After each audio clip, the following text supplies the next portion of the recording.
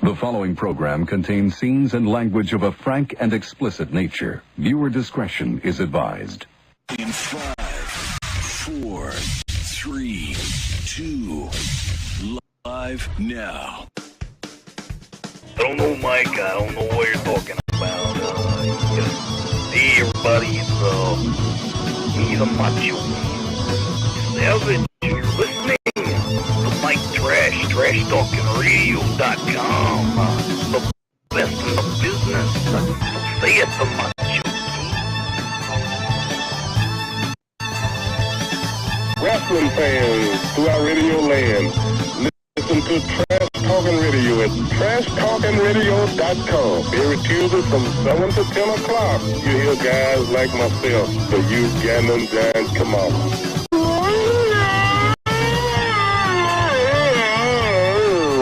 And that's my story. You can hear words to describe the Trash Talking Radio Show from 7 to whenever we get done is by using a screwdriver to cut roast beef. This is Lunaver Sean, the other half of the Rock and Wrestling Connection. That's the trashy one and the loony one together forever.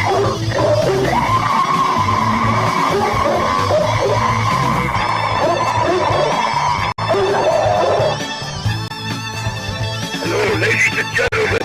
This is Ivan Koloff. I'm here to tell you about Mike Talking Trash. With the Trash, 7 to 10. Tuesday nights, you got to listen in. It's the best around, the best in town. Alright, hey, this is the Animal. One half of the world famous Cake in the Road Warriors leading the drum. If you know what's good for you, you're listening to Trash Talking Radio, or else.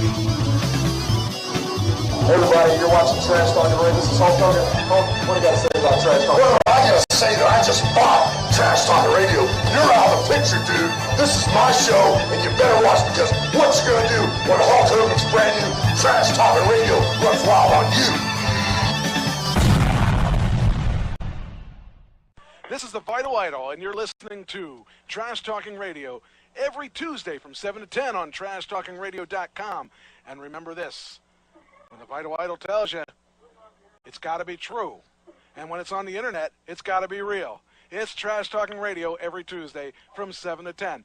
I am the top of pop, the king of swing, the international rock star, way above par, the host with the most, Mr. Tuesday Night, the Vital Idol, Classy Mike Trash, and thank you very much.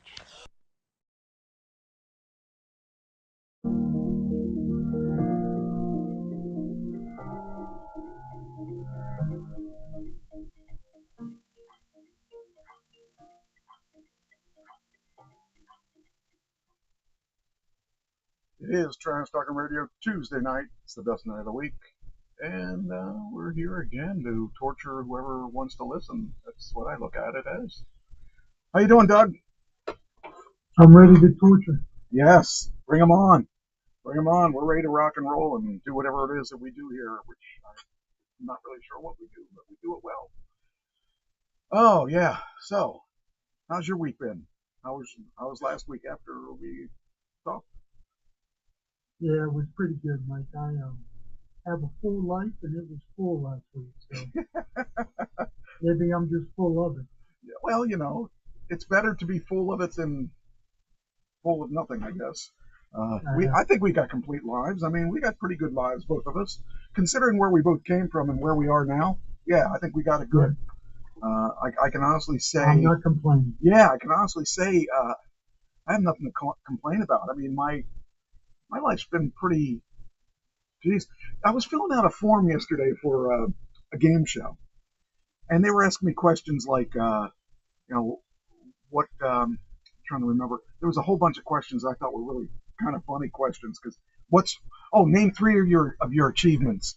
Name three things that you're proud of. Name three, and I'm thinking three. How do I? Or three things.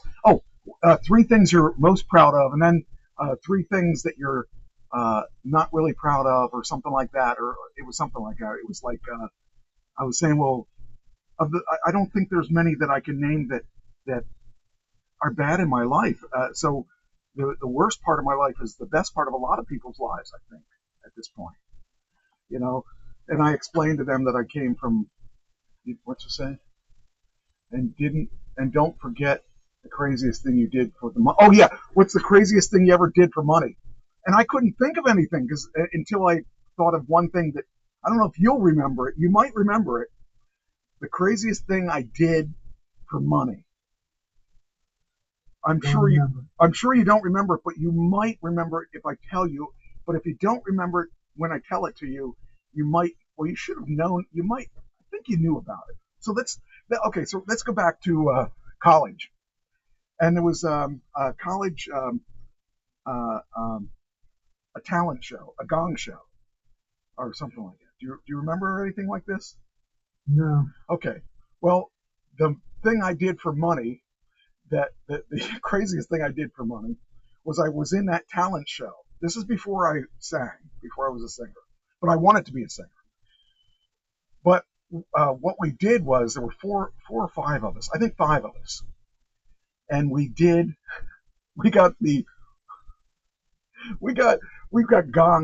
worst act of the night, and I think we tried to get the worst act of the night. And when I tell you what I did, you'll say, yeah, you tried to do that. It was 4 or 5 of us doing YMCA, and I was dressed as the biker. And we lost, and we won because we were the worst act of the night, so we won money. So that was probably the worst thing I did for money. And I don't even know if I ever even told anybody that. Because I never really thought about it until they were asking the worst thing you ever did for money. And that would be the worst thing. So, yeah, I can't remember anything. I never really did anything bad for money. I mean, it's not like I was out there being a hooker or something. So I have to think that was the worst thing I did for money. But it was stupid questions like that. And it asked for the worst, the best things of your life, and then some of the worst things that happened to you. And, just it was really interesting. It was, I don't know if I'm going to get it. I don't care. It's a game show, and I don't care if I get on a game show or not. But because I haven't gotten that many acting jobs this year, I'm starting to get desperate. I got to get something. But it's probably good that I don't have a lot of acting shows because I'm so busy with this school. Once we get this school up and running, I'll be a lot less busy, hopefully.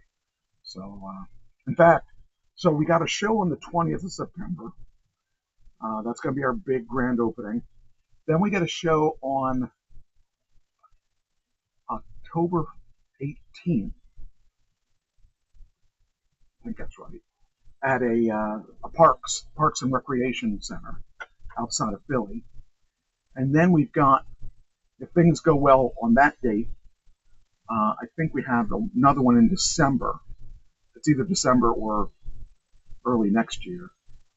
They're paying us for, it's called a paid show. So instead of us having to sell tickets, we sell them the show. They can do whatever they want with it. And they're not going to even sell tickets. They're just going to give tickets away, I think.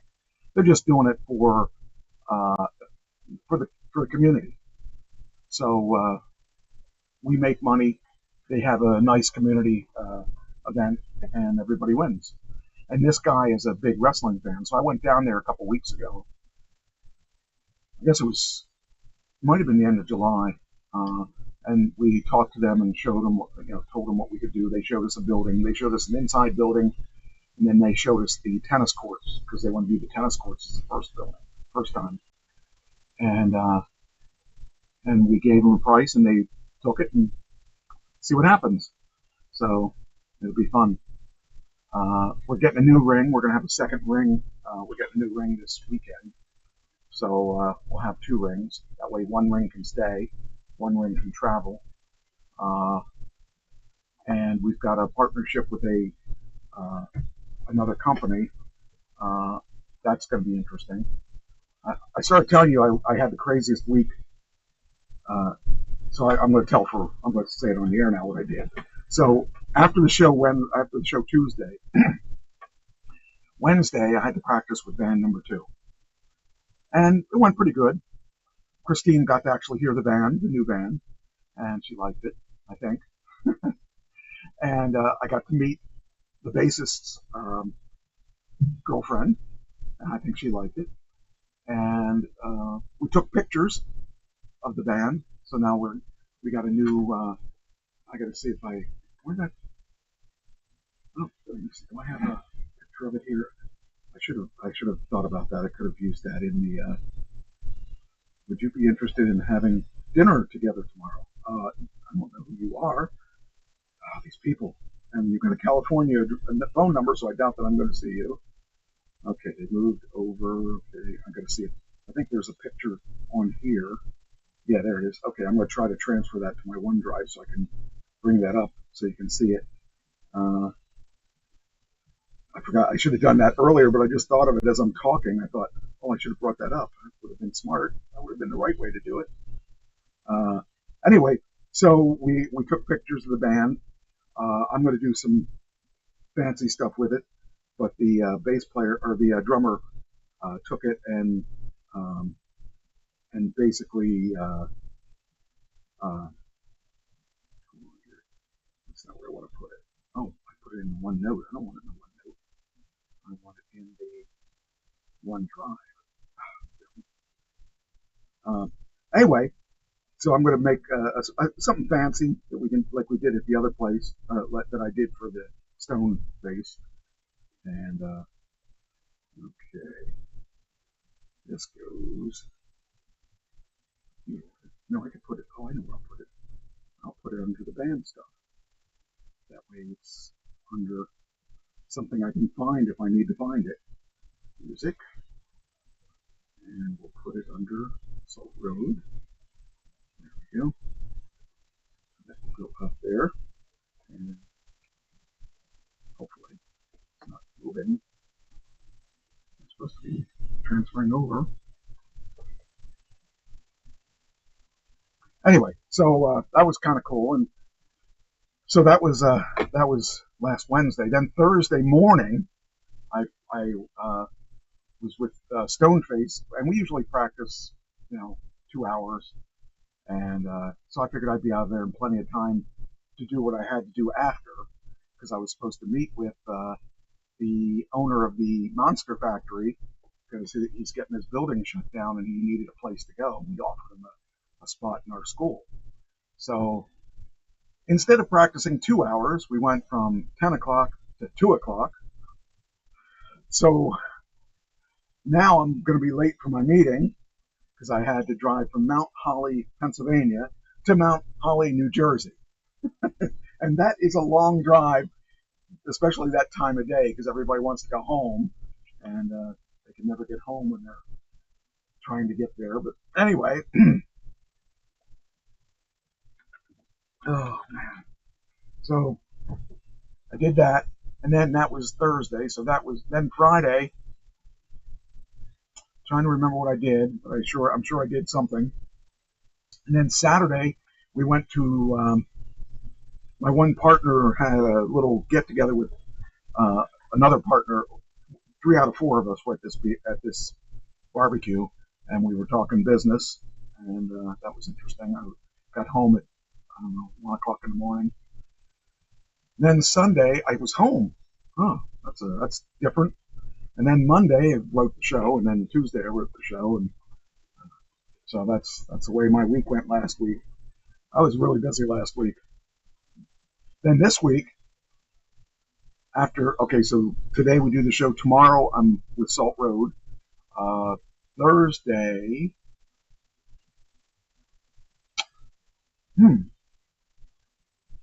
I don't think I have anything Thursday. Wow, that'd be interesting. Friday, I don't think I have anything Friday either.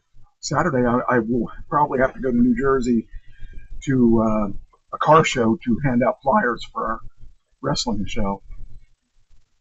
And then Sunday, what am I doing Sunday? I don't know. I've been Sunday, Monday I'm dropping her off at the airport, and I got to get home and write the show. And then Tuesday we do the show. And then it's craziness from there. But anyway, and the next week we're going. After the show I'll be going to LA. So it's crazy how time flies. Okay, this is still not sending this. I don't know why it's not sending. Why are you not sending? It doesn't want us to see it. That's weird. It's shy, Mike. It's very I guess shy. so. I don't know. This is weird. It should have gone. Well, let's save this. Let's save duplicate. What I will do is I can do this. I will do it like. Okay, let's try this again. One more time with feeling this time. OneDrive. Okay, there's OneDrive. And then we go to Files. We go to Projects. We go to Music. We go to that. Okay. Then Upload. It says waiting. I don't know what it's waiting for. Huh. Oh wait, maybe I can. I bet you I can access this drive though. Aha, that would work. Got to get this picture up here. It's a really cool picture. It's let's see here. We will PC. Come on, let me have the phone. Got it? The media server. Oh, unless that's it. Nope. I don't think it wants me to see this. That's weird. That's really weird. Oh, I saw it. Shoot, I saw the iPhone. Darn it. I saw it. Where'd it go? There it is. Okay, now we'll be able to get it. Maybe. Alright. I should have did this earlier.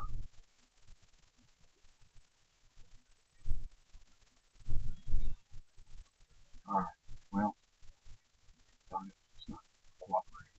Oh, wait, that's why. This button. Come on. Oh, come on. Next time I'll be smarter about it and do it the way everybody else does it ahead of time. Okay. Why are you not walking with me? Would have been certainly nice if it was. Huh.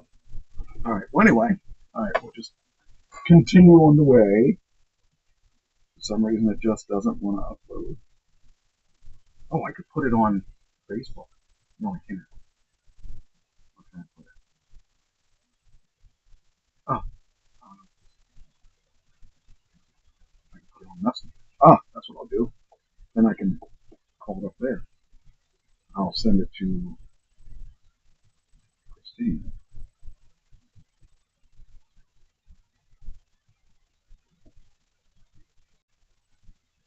Maybe. What is going on with my phone? Oh, there we go. Now we got things. Alright. Picture. There it is. Now.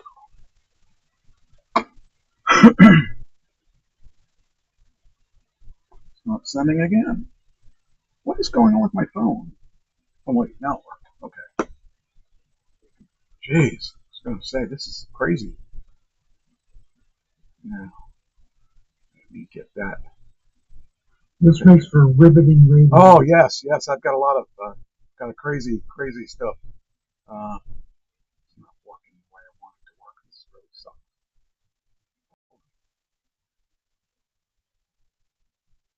It actually is cool once I get it there. All right. Facebook. Usually Facebook opens here. I'm surprised it didn't open this time. Anyway, all right. So what we got today is we got a lot of cool stuff. We are going to talk about. Well, we have 2 obituaries for next week. 2 people died, and they didn't give me enough time to. They gotta learn to die when I have more time. Quicker. Yeah. Earlier in the week. Definitely earlier in the week, or later in the week, so I can get them the next week. That's the thing, you know. It's like we get when I try to get this stuff. Know, it's an unfair imposition to put you in. Yes. Should have more respect for the process. Exactly. That's it. Thank you. I'm glad you understand. You know, the thing is that unfortunately, those things take me for a 5-minute video. It takes me about anywhere from an hour and a half to 2 hours, and then my AI crapped out on me and said it's not going to work anymore till 7 o'clock, so I have to go to a different AI. And I found this other AI did a better job of putting the stuff together, so I might start using that for my AI. I don't know. It's weird how that all works. You play around with the different ones, and they sometimes give you better solutions by using a different one. Okay, come on. Now it's making me go to coding to get my chat so I can get my picture. Restore, come on. Not asking for much. I guess we can go on to the next topic, and I'll just get it up as soon as I can get it done. Because I got a lot of show to talk about. Let's see here. All right, we'll get going into the entertainment versions.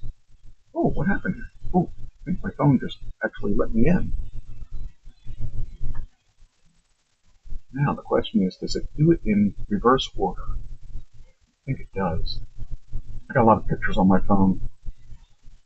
Let me see.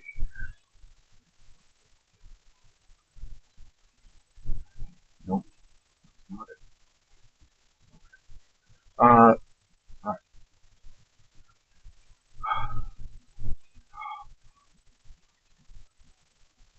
Get on my nerves. Better find my pen.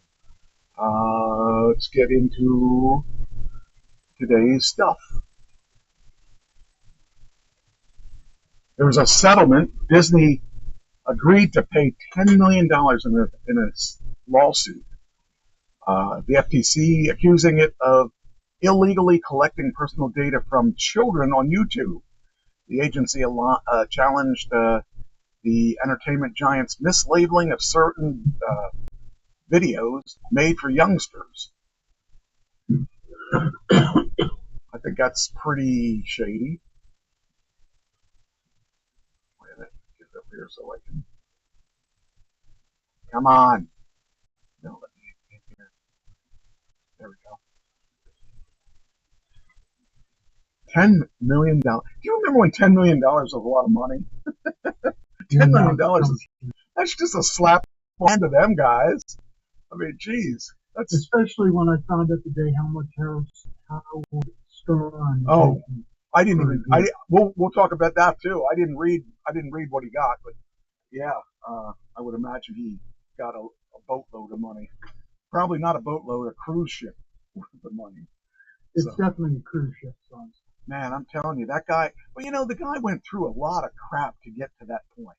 He took a lot of risks, and if you ever listen to his show, it's changed so much over the years. He's not the shock. He's softer now. Yeah. He's not shock jocking. No, not really. The only shock jock. He's a professional interviewer now. Yes, he's a good interview though. I really think that he's a good interviewer. I've heard some of his stuff. Some of the people he interviewed in the entertainment industry. He's a good interview. Let me turn our volumes up a little bit. I think I'm a little lower than I need to be. There we go. Check 1, 2. Okay. I didn't do a sound check.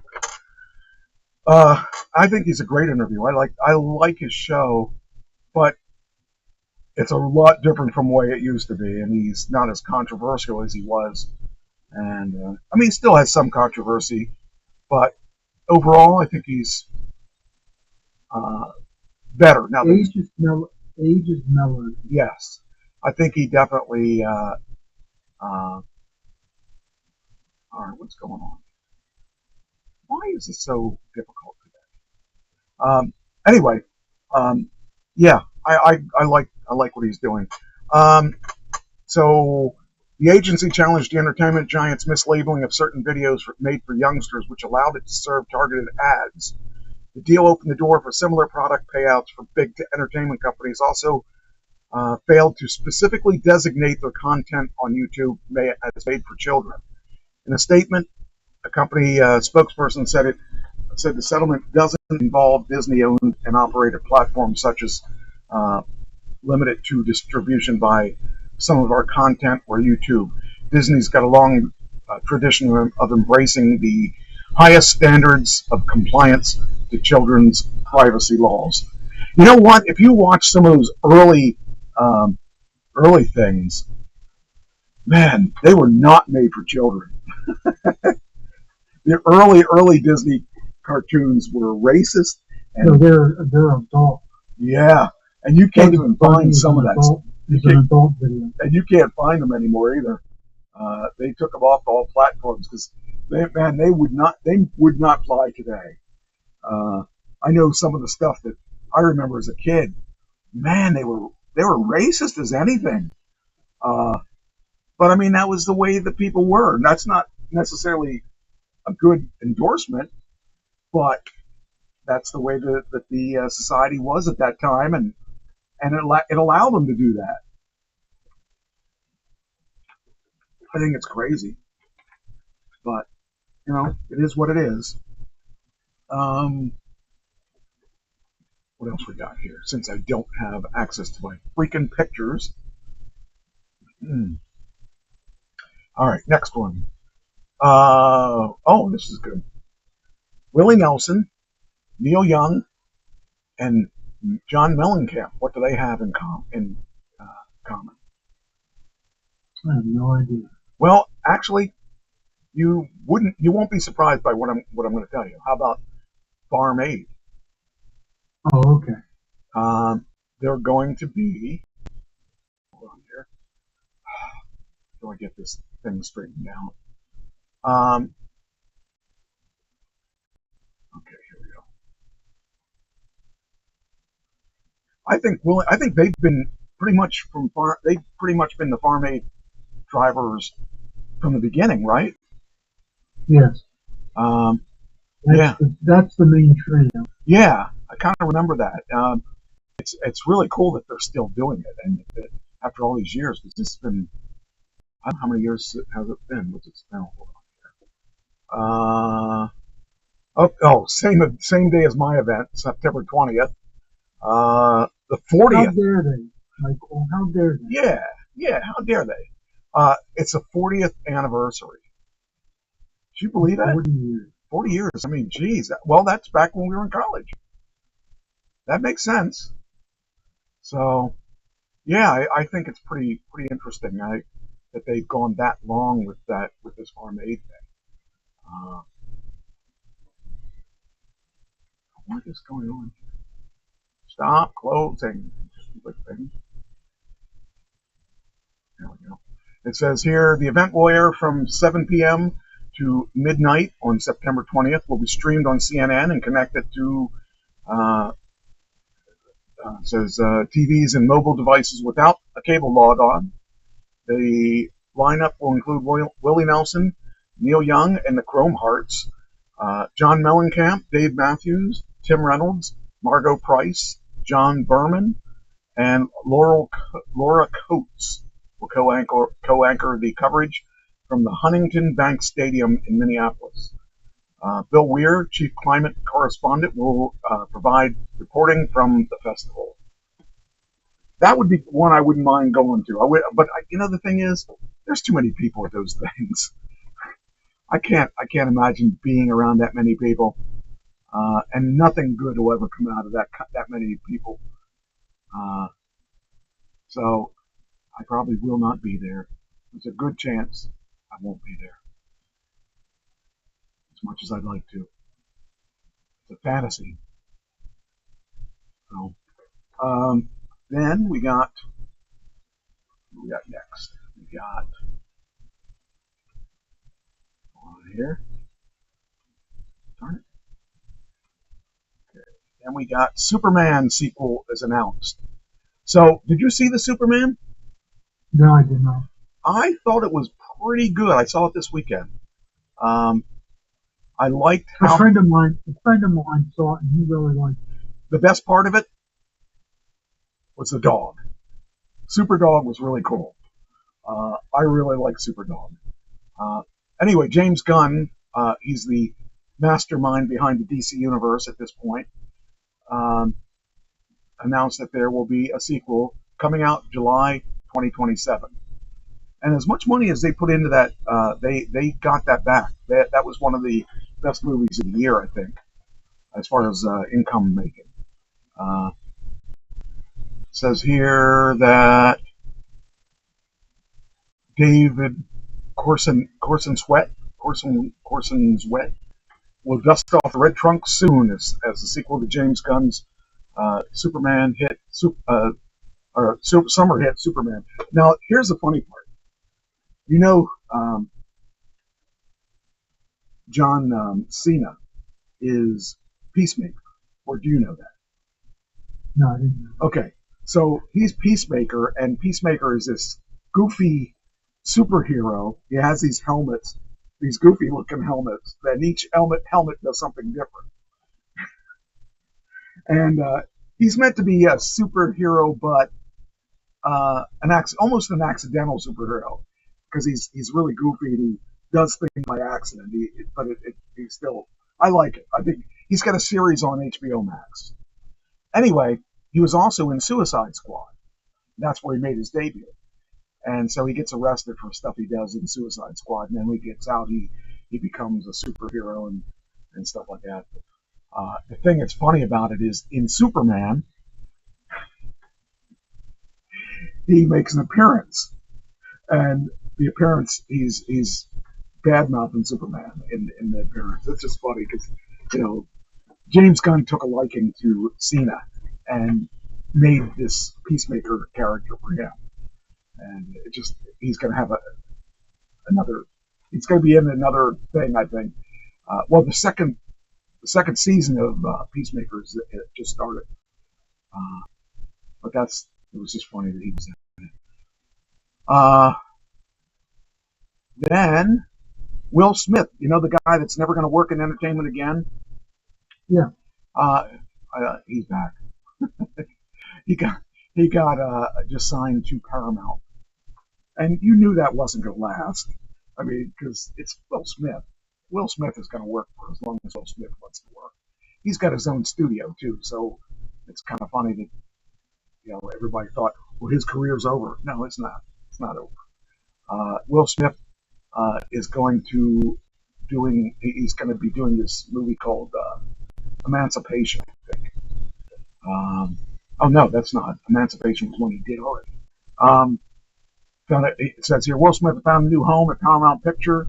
The movie star and Westbrook and his Westbrook banner, which he runs with his wife, have inked a first look deal with a focus on developing a 4-quadrant theater movie.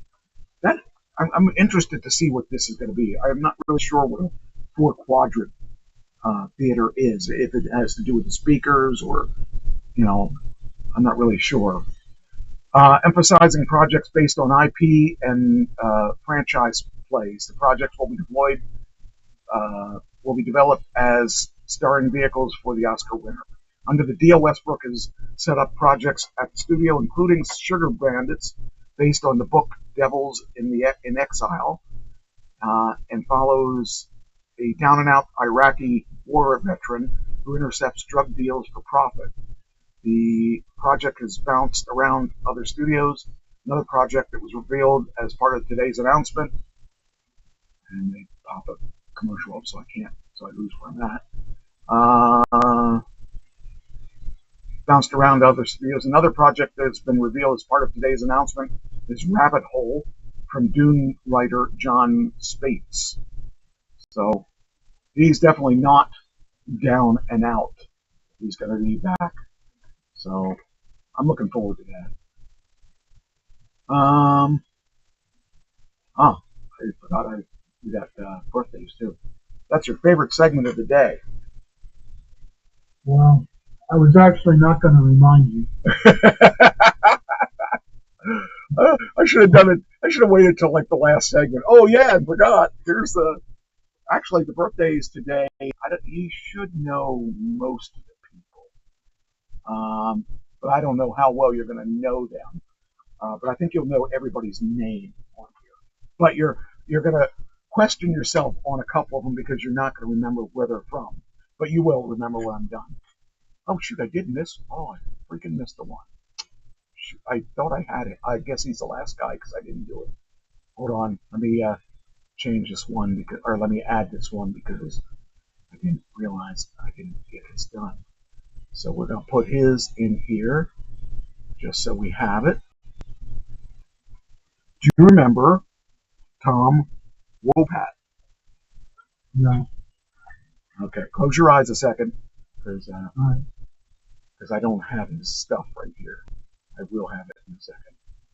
You will remember him when I tell you or show you this picture. This picture right here.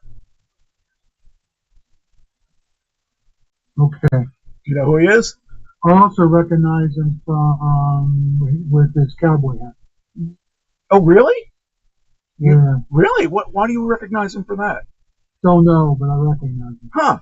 I didn't recognize Must that. have been in a show I watched. It might be. I recognized him from his name but I didn't remember which character he was.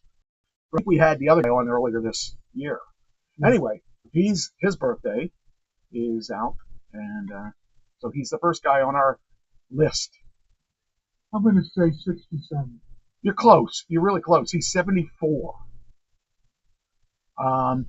I keep forgetting that they're, because I didn't watch much TV when that was on, because I refused to watch redneck stuff, because my family was redneck. No offense, Ann, but my family was redneck, and I couldn't stand. My brother, my father, they were all rednecks, and my father was a nice redneck, but he was still a redneck. And my older brother was definitely a redneck, and I didn't ever like that idea of being associated with that because I was too sophisticated. I'm sophisticated. So what happened? I don't know. I like to think I was sophisticated, but I guess I wasn't really. But I guess it was all downhill from there. Well, I don't know what it was, but I know that. But it just kind of cracks me up because he. Anyway, regardless, it doesn't matter. But he's the first one. So who else we got here? We got Hugh Grant. He was a big name back in the day. Let me bring him up. There we go. He was in a creepy movie that's playing on Netflix now. I'm trying to think what the name of it is. It was kind of a creepy, scary movie. I liked the movie, but it was creepy. And I don't usually like movies with him in it. I'm going to say 61. You're really close. He is, I think 65. Yeah, okay. Yeah, so you're within 5 years of that. Then we got Adam Sandler. Saturday Night Live, bunch of other movies that he did. He had a weird movie too. He did most comedies, but I saw one that he did he was a jewelry shop owner, and he was hurting for debt, or he was way in debt, and so he went into a drug deal, and he ended up getting his head blown off in that It was not a comedy. I'm going to say 50 and hope I'm within 5. You're close, 59. Because I think he was on Saturday Night Live in the, was it the early 90s? I think early 90s. Okay, then we got, let's see. I don't know if you know who he is. I know who he is because I didn't like him. He's David Arquette, part of the Arquette family, who is really big, actually. A friend of mine used to live next door to his sister. But the thing about him, I didn't like him. He's married to Courtney Cox. Oh, was married to Courtney Cox, apparently, because it says X. He was married to Courtney Cox. He won the WCW world title. He's not a wrestler. He should not have won it. They gave it to him because he was a star. He didn't deserve it.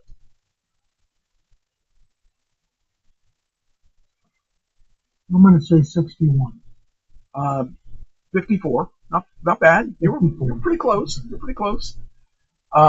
This one you may not know his name, but you might know his picture. He is Jonathan Taylor Thomas, who, if you watched Home Improvement, he was this guy here. Yeah. I'm going to say 43. He is 44. Ding, ding, ding, ding, ding. All right. Then we got Michael Keaton, Batman. He was one of the early Batman. Yeah, I'm going to say 65. He is older than that, I think. 74.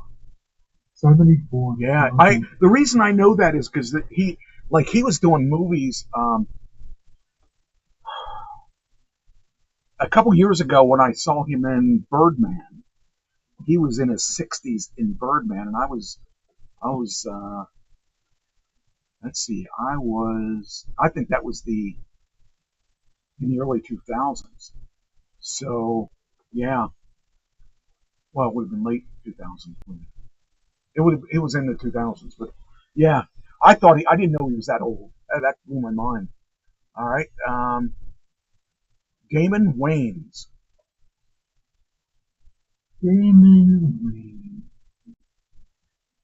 He has a son now. He's got to be in his 60s.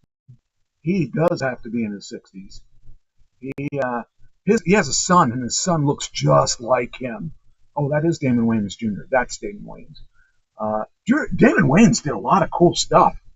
Man, I remember when we were, well, I guess early adults, but he was doing some pretty cool stuff. And his son did a movie. I remember the first movie I saw his son in.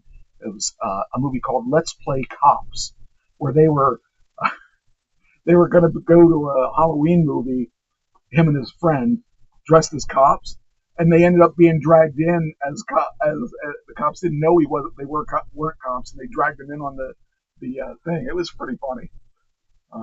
But anyway, what'd you say he was? 60 something.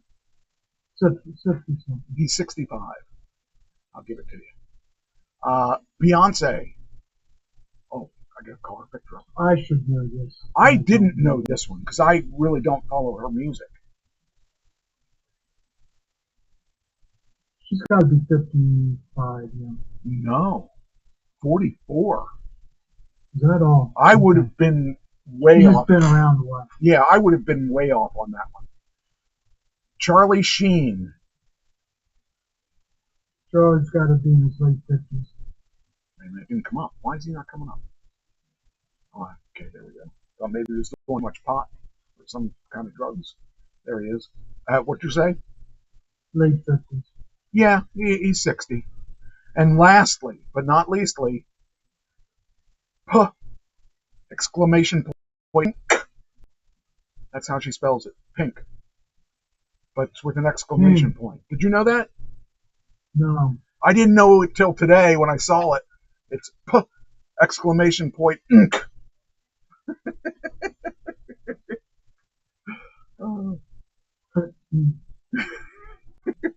I don't know. She's probably 51.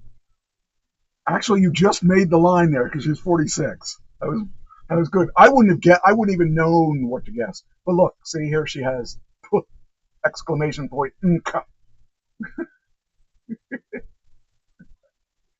All these years I thought it was pink, and now I see that it wasn't. It's not pink. It's exclamation point. I said that to Christine. She said, "What are you talking about?"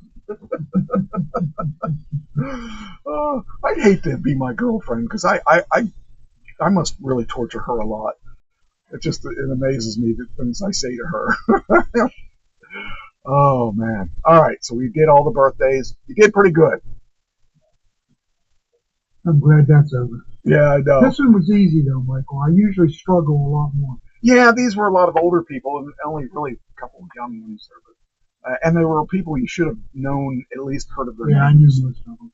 All right, next thing. Radiohead is going on tour. Their first tour since 2018. I find that interesting. It's a long time to be out of the Yeah. public domain. Yeah. We may end up doing some of their songs. I was looking at some of their stuff. They're going to play 20 shows across the UK and Europe starting in November and ending in December. So I guess they just need a quick money for Christmas. They probably don't have enough money. Yeah, it says it will play 4 nights at Bologna, Italy. 4 in London. They must live in the. I guess they live in the UK somewhere. I thought they were a US band. I like some of their songs. Some of their songs are okay. But it looks like all their songs are not in the US. So, yeah, it says Uber Arena in Berlin, and so it's kind of interesting. Well, if they're successful, they may do a US tour. Yeah, but they don't need to be successful. They only need to do it. Musicians just love to play. I mean, I do. And finally, I realized, oh, yeah, I'll tell you another story that's really interesting. So when I joined the first band, I was trying to get a feel. Like, Ken and I used to always do, the last 10 years we did originals, only originals. So I got used to doing originals. And I was trying to gauge what this band wants to do. Because last time I tried to go and do bigger things, the band fired me when I started suggesting doing bigger things than just local stuff.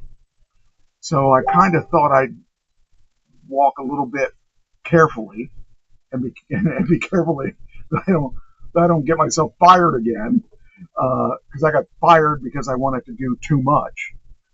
So I've been real good for the past year. I haven't suggested anything or whatever.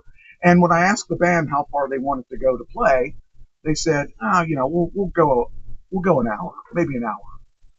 I'm thinking, well, that means they're not going to really want to do things out of the area.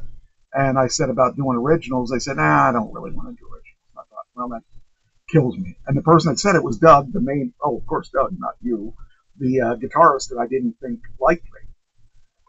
So I thought, well, kind of sucks. Well, then in the meantime, last week, on my acting listings, there was an ad for America's Got Talent for next year's show. And they were looking for singers or bands.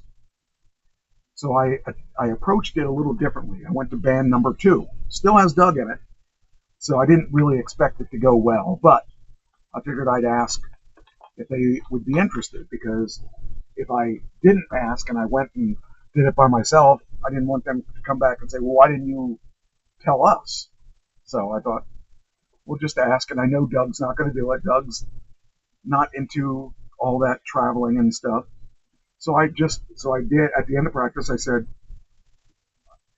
I got a listing that I am going to apply for, and I wanted to know if you guys might be interested. It's for America's Got Talent. And Doug said, I'm in. I was like, really? I said, it's not local. I said, you're going to have to go to L.A., but they'll pay for the flight and they'll pay for the room and everything. He said, I'm in. And the bass player says, I'm in. And the drummer had left already, so I said, well, that means maybe Salt Road will do it. And they said, well, you got to ask Tom if he wants to go. And so I said, I'm going to ask him. So the next day, I sent him a message. Can I talk to you? And I called him, and he said, what's up? And I told him. He said, I'm in. So we're going to enter as a band. Yeah, that's cool. And also Doug said that he wanted to do originals. Is this who took him over? Yeah, I'm not going to ask because I don't want him to come back. I don't want him to go back to the old way. But that's good. That's makes me happy because that means I can get back to being creative and stuff. So that's exciting. Oh man. So that's going to be fun. We're going to put something together and see what happens. I mean, if we get in, we get in. I told him I don't really want to win. I want to be in the top 10 because the people that win are stuck in a contract for 20 years. And they only get, I forget what the number is. It's like, it's 20, you get $1 million, right? Yeah. I think it's, you get 50,000 for 20 years.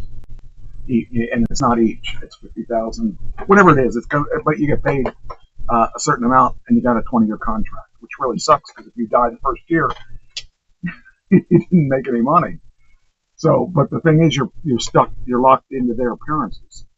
So if you're not number one, you're not locked in. And the people that have been all over the board have done well. Because you get a lot of exposure and people just sign you up just because you're on the show. And it will increase our value when we go to play out. Because we are now bona fide stars if we make it. So that's the big deal. So I kind of want to do it.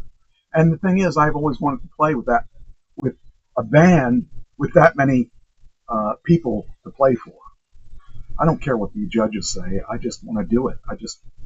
It's something that drives me. I want to play a big theater. I want to play a stadium. I'm not going to do that in Harrisburg, Pennsylvania.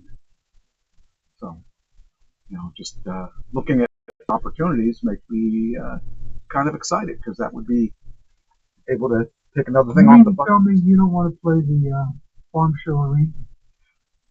No. The acoustics in that place are horrible. You know how many concerts I saw there?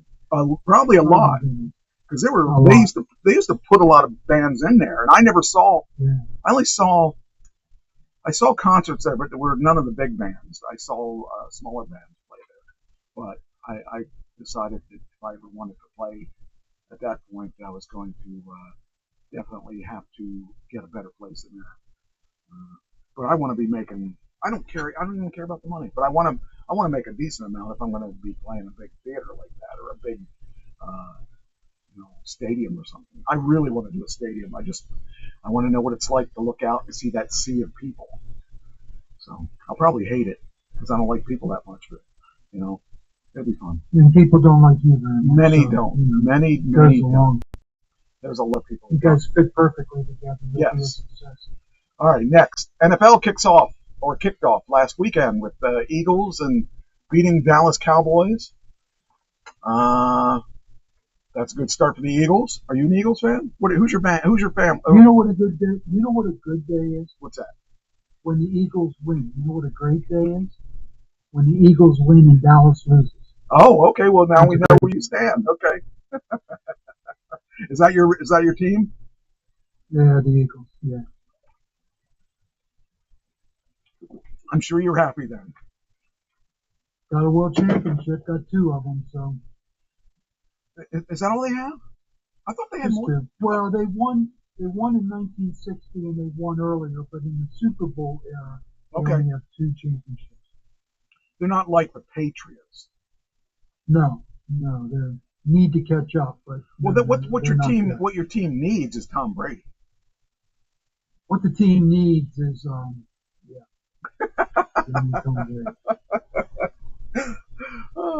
I love Tom Brady just because he reminds me of me. except that he made money and he was successful. But other than that, and he married some pretty women. So okay. Other than that, well, I married. What are you saying there, Mike? Well, right now I don't have a pretty woman that I married. They're both dead. That's true. Both of my women are dead. That out very Now the current girl, she may become a wife. You never know. You never know. You know, she's listening. I don't know if she'd marry me though. She may not marry me. I mean, she just got out of a nasty thing. She may not marry me. All right, next one. Mark Zuckerberg, the lawyer, is suing Mark Zuckerberg, the CEO. Did you know that? No. Ah, you know why? No. Well, Mark Zuckerberg, the lawyer, has a Facebook account, and they keep shutting him down because they think he's imitating Mark Zuckerberg, the Facebook guy. In Indiana, so he's suing the corporation. yes, an Indiana attorney is suing Meta for repeatedly shutting down his Facebook page. Now, it's funny that they're doing that, but yet on Facebook, there's a Mark Zuckerberg CEO out there in Mark Zuckerberg that's been around for a long time in the music pages, and all he does is spam the music pages with scam stuff. So I think it's kind of funny that they are shutting down Mark Zuckerberg, the lawyer, and not Mark Zuckerberg, CEO, that's impersonating Mark Zuckerberg, Facebook CEO. So it's really funny because I don't know how many times I wrote that this guy's a scammer and still have not eliminated him. In fact, a lot of people have left that forum because they're tired of him being on there attracting, and they make stupid non-related posts. The posts are all about what's 6 plus 6 minus 3 times 4, or whatever it is. Or stupid posts that are not music related, and people that are musicians are really, really mad because they don't want stuff like that. They only want music related stuff in their. I think their cover tunes is the thing that he's moving in on. All right, here's a thing that you will probably never ever see in your entire life: The Conjuring: Last Rites movie. I don't know if you've seen any of The Conjuring, but they're really, I kind of interesting. I don't believe in that kind of stuff, but it's a true story, supposedly, about this couple who investigates paranormal events, and this is the last one in the series, and basically it's about demons or whatever inhabiting things, and stuff I don't really believe in, but you probably believe in it more than I do in that kind of stuff. But, it is based. I don't believe in ghosts. Oh, good. Okay, well, this is more on demons. This is more like demons taking over and possessing people. But it opened this past weekend to $187 million locally or globally. To me, that's a giant. I mean, I love their movies. I've seen all of them, but I don't believe in them. But it's really crazy. 187 million globally for the opening weekend. Shows there's a market for that kind of movie. People like to be scared. So. Not me. Yeah. It takes a lot to scare me.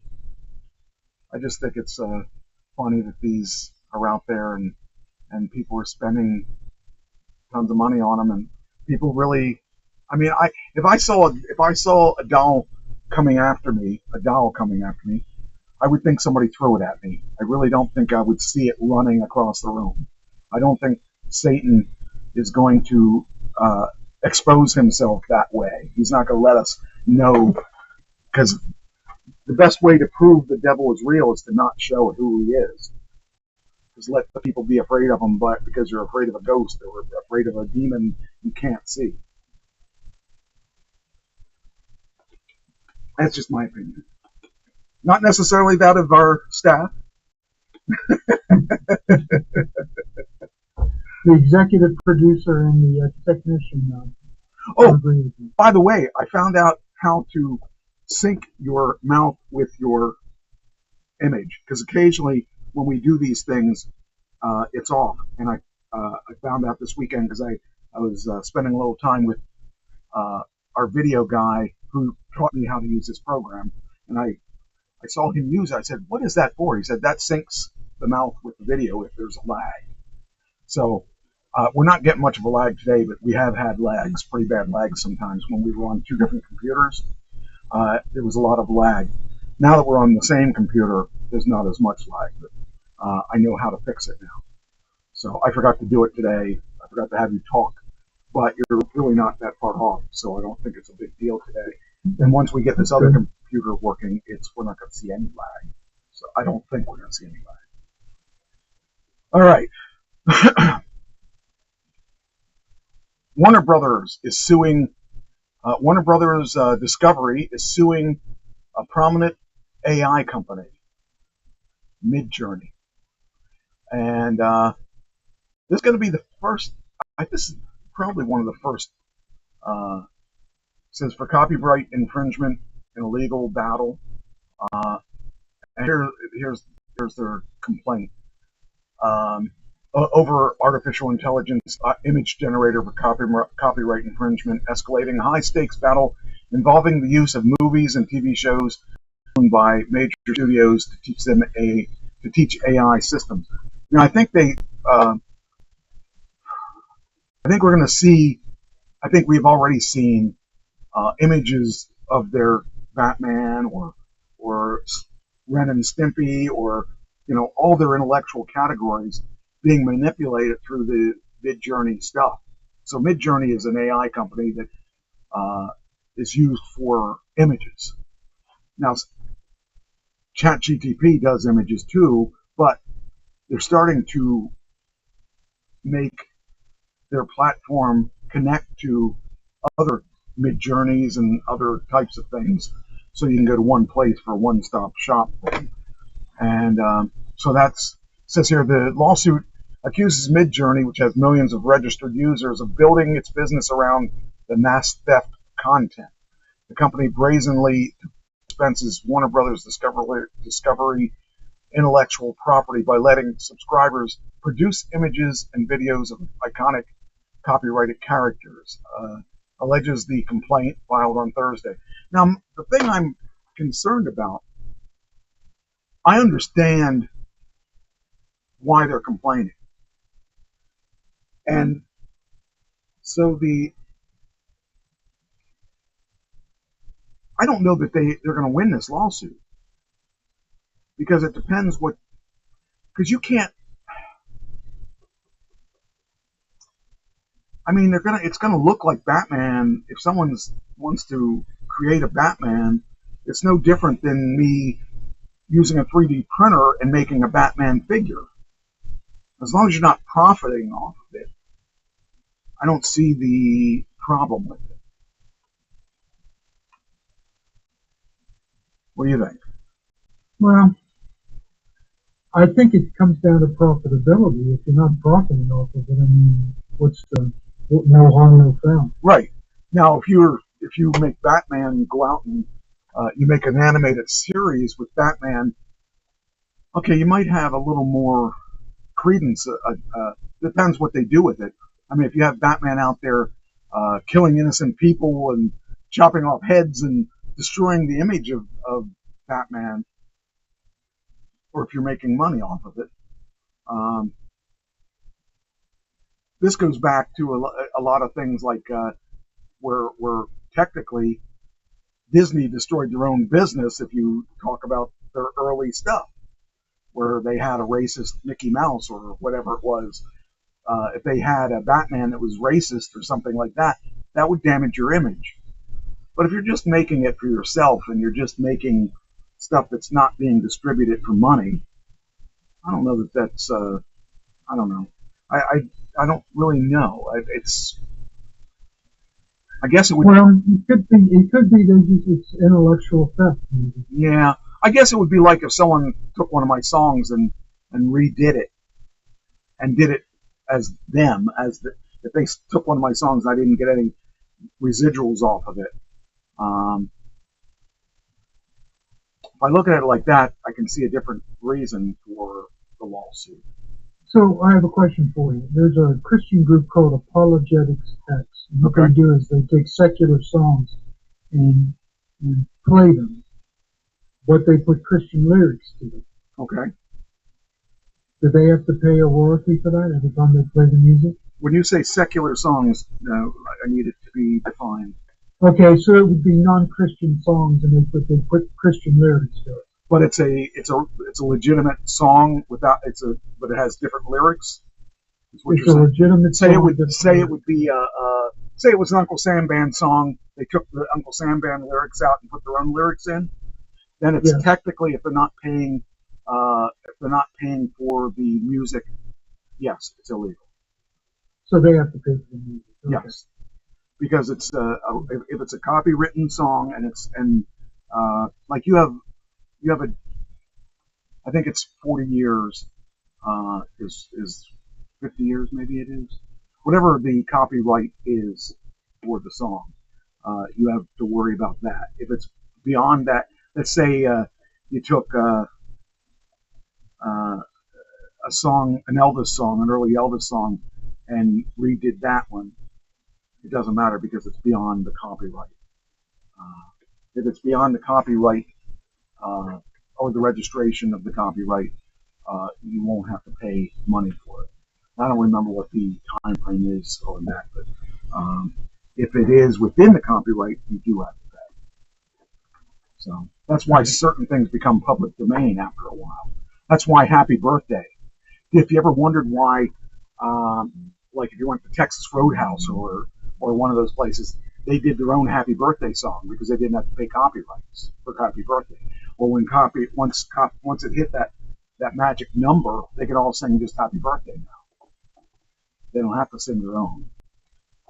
So okay, I didn't know that. Mm-hmm. Okay. Yes, even Happy Birthday was copywritten. So yeah. So as far as the Midjourney thing, that's going to be interesting to see how that plays out in court. HBO Max is still HBO Max. HBO changed the name. How many times has HBO changed the name? It was HBO, then it was HBO Max, and it was Max, then it was, I don't know what it was, then it was HBO Max again and all that. So people were asking, is HBO Max again, or is HBO, because they're changing titles again. So what they have is inside HBO Max, they have channels, sub-channels. So here's what HBO changed the name of 6 of its U.S. linear channels. Don't worry, HBO Max still HBO Max for now. New lineup is HBO 2 is now HBO Hits. HBO Signature is now HBO Drama. HBO Zone is now HBO Movies. More Max is now Cinemax Hits. Action Max is now Cinemax Action. And 5-Star Max is now Cinemax Classics. So how's that going to work? Who knows? Cinemax is back, I guess, is the way that we're kind of looking at it. Is I don't know why they just don't call it HBO. People are going to remember it as HBO. That's the only reason I bought it was HBO. I wouldn't have bought Cinemax. I would have. So when you buy HBO Max, you get all 6 channels? That's correct. But they're all in the same app, I think. So, because you go in the app and they have all these channels that are associated, because they're associated with WB, I think with WB, Turner and all that. So you get all the channels that are included with that. So, I don't know. I just think it's silly that one of those is egotistical enough that they don't give up their name. I don't think people really care about Cinemax. I think people care about HBO, though. That's why HBO is back in the name. Because they tried just being Max, and I think they lost a lot of subscribers.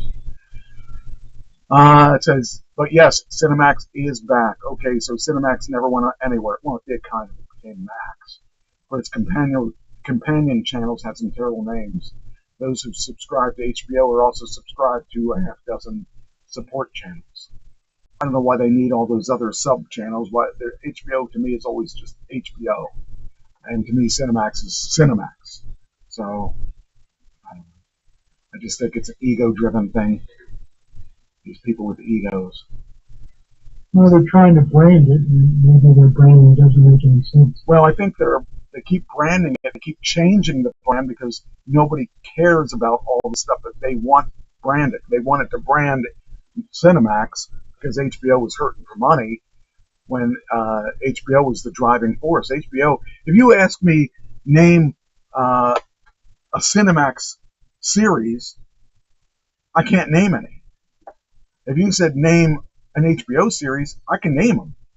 I can name a couple of them. There's Sopranos. There's the one about prison, Oz. There's Entourage. I mean, all these programs that they made, I can remember them. I don't remember any that were specific to Cinemax. I mean, I'm sure there are some, but I never specifically got it for Cinemax. I got it for HBO. So I'm sure there are people out there that say, "Oh, well, Cinemax had this and this and this." Okay, I never got it for any of those. So, all right, next one. Netflix said that streaming this month. It said, here we go. Oh, I hit it twice by mistake. All right, so Wednesday and King of the Hill score big premieres. Wednesday was second. This is the second. Second season. Yeah. So they're doing well. It's darker this year than last year. Oh, you started watching it? It's more humorous. This year it's a little darker. Okay. I haven't. I do watch it. I like the show. And I actually know someone that's supposed to be in this season. I want to see what part he's got, but I know somebody that's supposed to be in it. It says here, Addams Family inspired series logged 3.75 billion minutes of viewing the week of August 4th through 10th.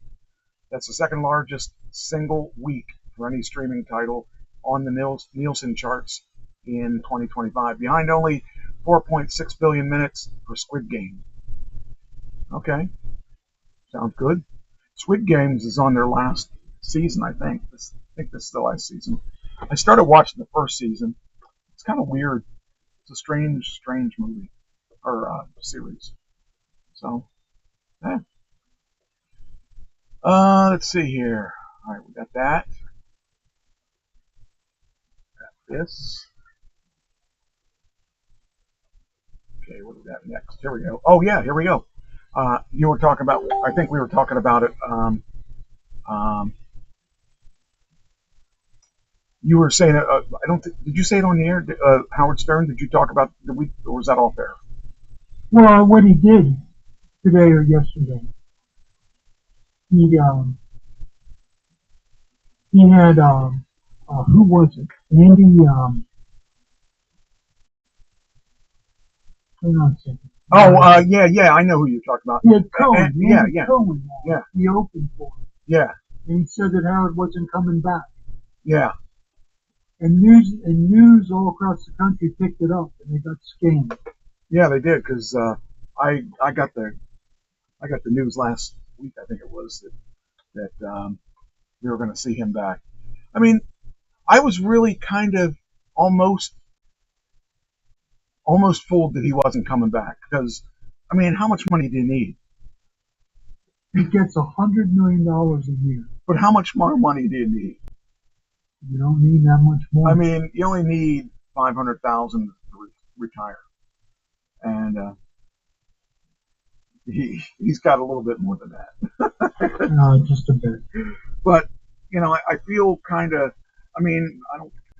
You know, at 71, I would say this would be the time to walk away. But I think he likes it too much. I think he likes the fame. He says he doesn't like it that much as far as that goes. But you know, he wouldn't be doing this for as many years and making the money he makes.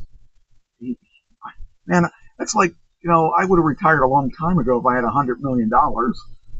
Oh, wait a minute. I did. Well, the hang-up was he doesn't have the numbers he used to have. No. He's lost numbers. But, you know, so you got to lose they them. were, Sirius XM doesn't want to pay him $100 million a year. But yet they paid Oprah and a bunch of those other people a lot more, and they contributed a lot less. He went from terrestrial radio being the number one guy out there to being the number one guy in Sirius XM. And if it weren't for him, Sirius XM wouldn't be Sirius XM. It would be, which one was he in? Was he XM or was he Sirius? I think he was Sirius. And the reason they combined was because of Howard Stern being so big, they outsold the other company, and they had Sirius bought it. Yeah, okay, then, and that's the reason why, because he is the reason Sirius XM is doing well, and once he's gone, there won't be any reason to have Sirius XM anymore. You know, the reason he dropped is that a lot of his people didn't follow him to Sirius XM. That's right. But there's nobody that would have brought that many people to Sirius XM as many as he brought. So we'll see what happens when he does when he does try to retire, or when he finally decides he's going to retire. Yeah, I can't imagine having that kind of money. Just 1 year of that would make me happy. even 1 year of, say, $2 million. You know, I was thinking about that because some of these wrestlers, you know, they get offered contracts of $500,000 a year, and you think, well, all the traveling, would they? I don't know if I'd do it for that. I don't think I would. But then you think you got to add in T-shirt sales, you add in dolls and all that other stuff, and you're talking about. I mean, they only pay, like Charlotte, I think, is only she's getting less than $500,000 a year. But once you add in the sales of her gimmicks, you're looking at, who knows, 5-10 million. So, you know, the big money is not the weekly. The big money is making sure you're in the spotlight and making sure people are buying your stuff. For him, I don't think there is any stuff. I don't think he has any stuff, like, so he's got to get that money up front. And Sirius is making their money off of him. I don't care what anyone says. So he floats their boat. Yeah, yeah. And even if they're only breaking even on him, I think I lost you. Oh, there you are. You scared me for a second. Oh man, I was thinking I was going to have to do the rest of the show by myself. Not that hasn't happened before, but I'm kind of spoiled now that you're with me, because I don't have to work as hard. But yeah, I really think it's kind of crazy thinking about the amount of money he makes. But then, if he didn't deserve it, he wouldn't get it.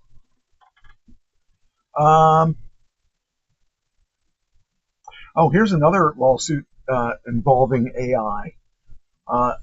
So Anthropic will pay $1.5 billion to settle a lawsuit from authors who accuse the Amazon-backed company of illegally downloading and copying their books to teach its AI system. In that, says here, in among the first deals reached by creators over novel legal issues raised by technology. The settlement was reached August 26th. Lawyers for authors on Friday notified the court on the terms of the deal. Authors who opted into the agreement will be eligible for their share in the $1.5 billion settlement fund, which additional payments of $3,000 a book allegedly used by Anthropic for training. They can also decline to participate in the deal and individually sue the copyright infringement claims. Wow, that's to me that's big, Mike. That's insane, though. That I don't even know what to think about that. I don't know if I like that or not. It depends. See, I'm not sure I understand. I mean, they're teaching the AI. I'm not really sure what they're to teach the AI system. To teach its AI system, but it's illegally downloading. See, if they legally downloaded it, maybe I wouldn't have a problem with it. They just used it. Like they just took the book, fed it to AI, without paying any royalties, without buying it. How would anybody know? Maybe they paid for the book. Maybe they paid for the digital book, but that was it. But how would they know that they used that? I don't know. It's a good question. I don't know how they know. Let's see if they. But if I could go on ChatGPT and ask for a quote from this author, and the quote comes up, they had to get it from somewhere. Good point. I mean, it's kind of scary because you haven't been on Facebook for a while, so you haven't seen this. But I've been posting quotes from other people, and I give them credit on their quotes, and I give them a picture, an AI picture of their quote. And, they could actually potentially, based on this, come after me. Yeah. I mean, even though you attribute them. Can they or can't they? That's the question. Well, maybe if I'm not making money on it, Anthropic doesn't attribute it. Let's see if it says anything else here. The settlement was reached shortly after the court issued a ruling largely siding with Anthropic on the issue of fair use, which allows creators to build upon copyrighted works without a license. Okay, so I'm okay with that. AI companies have scraped creative works across the internet without consent of compensation of creators upon their belief that they're on solid ground because of the legal doctrine. Authors don't have the right to exclude a company from using their works to train technology as long as they purchase the books. Okay.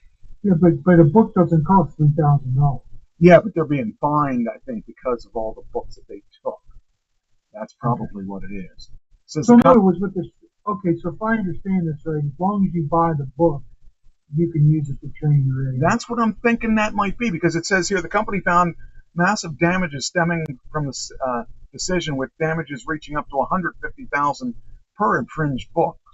Before the settlement, Anthropic was set to face a trial over illegally downloading 7 million books to create a library that was used for training. That it later purchased copies of those books it stole off the internet earlier to cover its track doesn't absolve it of liability. Okay, so they got fined. Okay, I guess I'm okay with that. Yeah. Again, but if I was a creator, I would be upset that they got my book, because people could go in and, I mean, in theory, you could get the AI to read you the book. You could. That's a touchy thing, man. Yeah. Well, what did you tell me, Mike? That by the end of the year, AI will be 180 IQ. Yeah. Or was it 100? Yeah, I think it was either 180 or it was over 200. I think it was 180. It might have been 180. Yeah, that's crazy when you think about it. Jeez, it'll almost be my intelligence at that point. No, don't sell yourself short, Mike. You're at least 90 to 80 IQ. Yeah, I might have moved up from 70.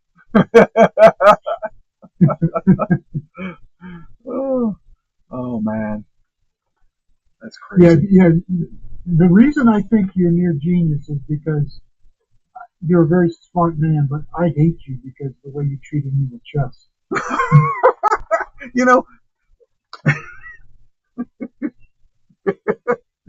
Just so the listeners know, he never taught me a thing, and he never let me win. But you're not the only one that says that. I mean, Bowski, which was probably one of my closest friends in college, who let me stay with him for a long time when I was homeless, and he has never ever beaten me in chess.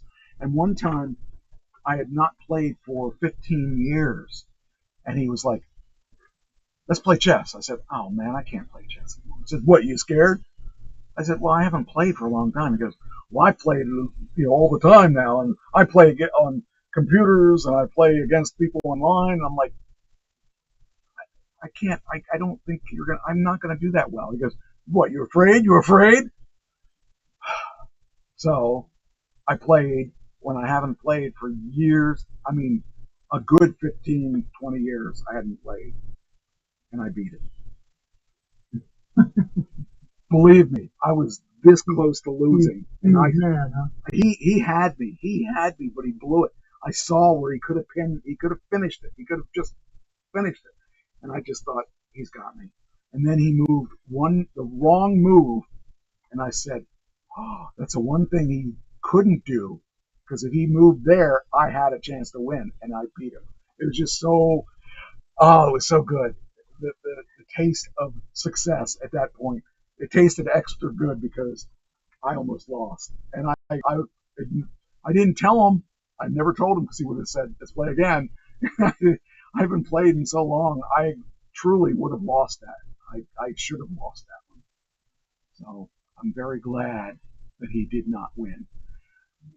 Whew. Someone could take me out now, because I don't think I really have not played. It's seriously, Eddie, I don't have time to sit and. Well, just so you know, you ruined my case for chess. Oh, okay. What was your case? I thought I would like it, and then I played you, and I played you, and I played you, and you just whooped me, and I gave up. That's like going into a fight with Mike Tyson as you. Come on. That's like saying, well, he hasn't fought for 15 years, so I know I can beat him. Yeah, right. You might be able to outmaneuver him, but all he has to land is one. That's punch. one. It only takes, everybody's a tough guy till they get hit in the face, Oh, that's funny. Oh, man. All right, so let's see. The first millennial saint. Have you heard about this? Yes. The Catholic Church recognized the first millennial saint. Let's see, how's this work here? He has 2 attributed miracles. Is this the Pope Leo the 14th? Is that what it is? Yes. Canonizing English-Italian Carlo Acutis in an open-air ceremony in St. Peter's Square.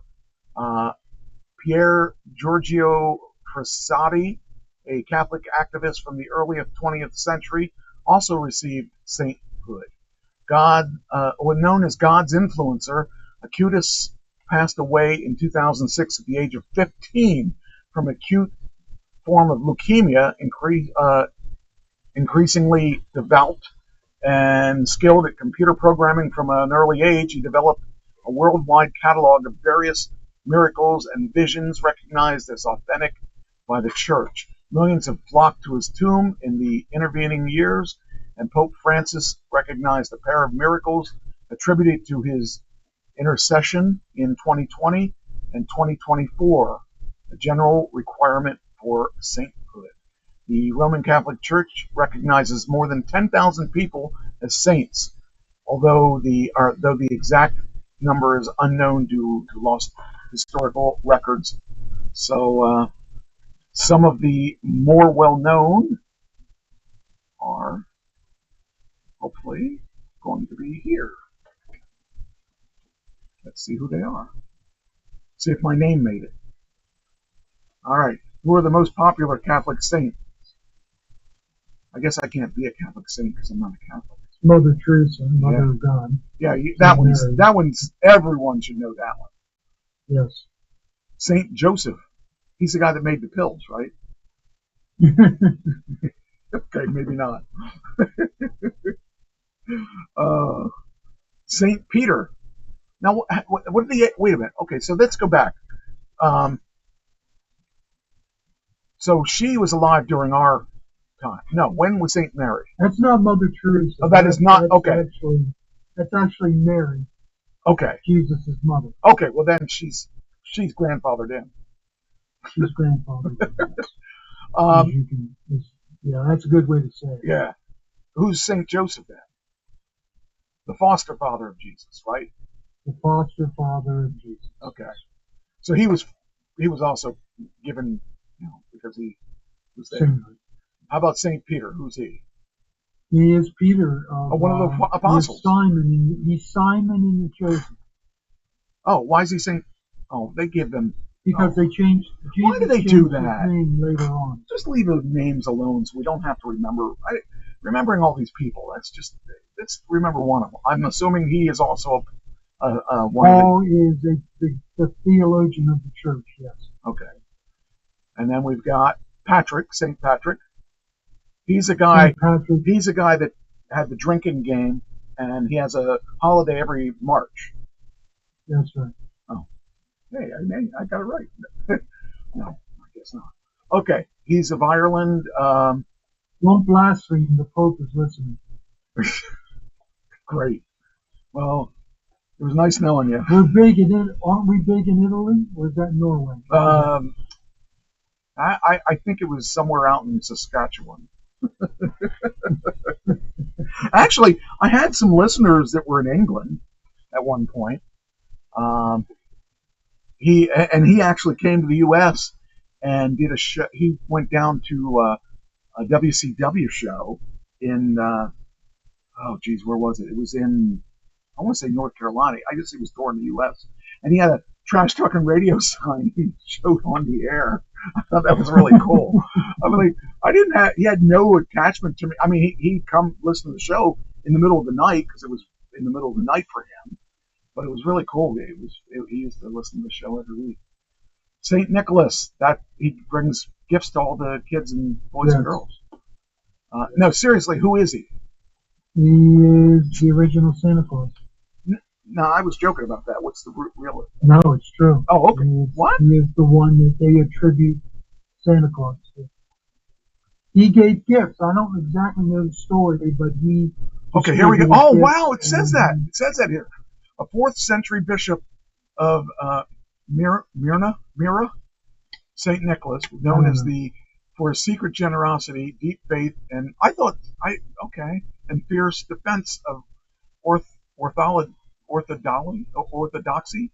He has inspired the legend of Santa Claus through. I didn't. Now I feel stupid now because I was being funny. St. Nicholas is especially popular because of his legacy of generosity. Lives on the beloved figure of Santa Claus. Wow. See, now I thought I was being a smart aleck. Guess I'm smarter than I think I am. St. Valentine. I guess Valentine has something to do with Valentine.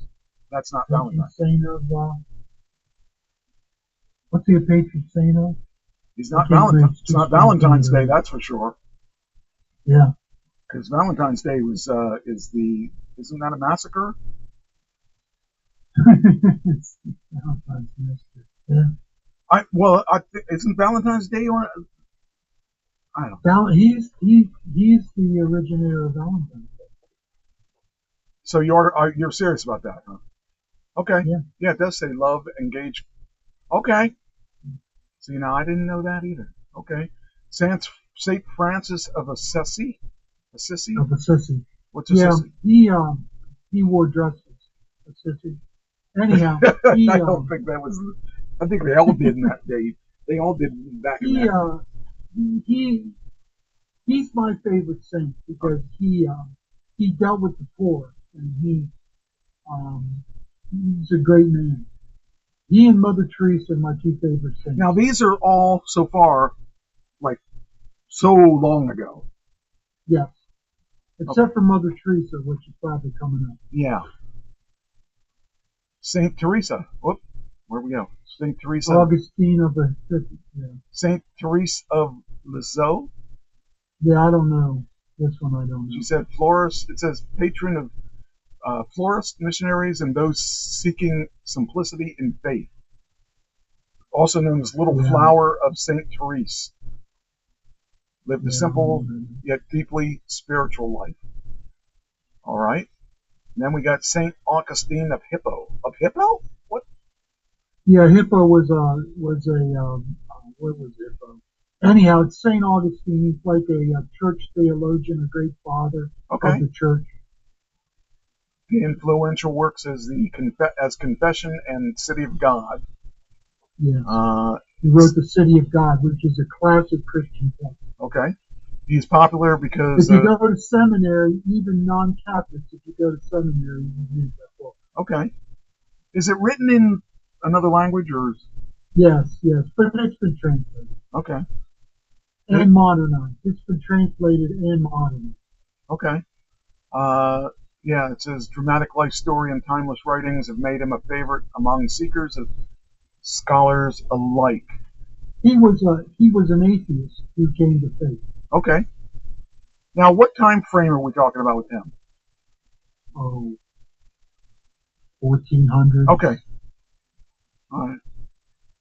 Why of Hippo? What's Hippo? I'm not sure what Hippo is. It may be a town. It may be his diocese where he was in charge. Then we got Saint Thomas Aquinas, or whatever. Yeah, he's a church father too. Okay. All right. And then we got, he looks angry. Then we got Saint... I've heard of him, but I don't know why. Okay. Why he's there. Saint Pio. Saint Padre Pio. Pio. Is that supposed to be him?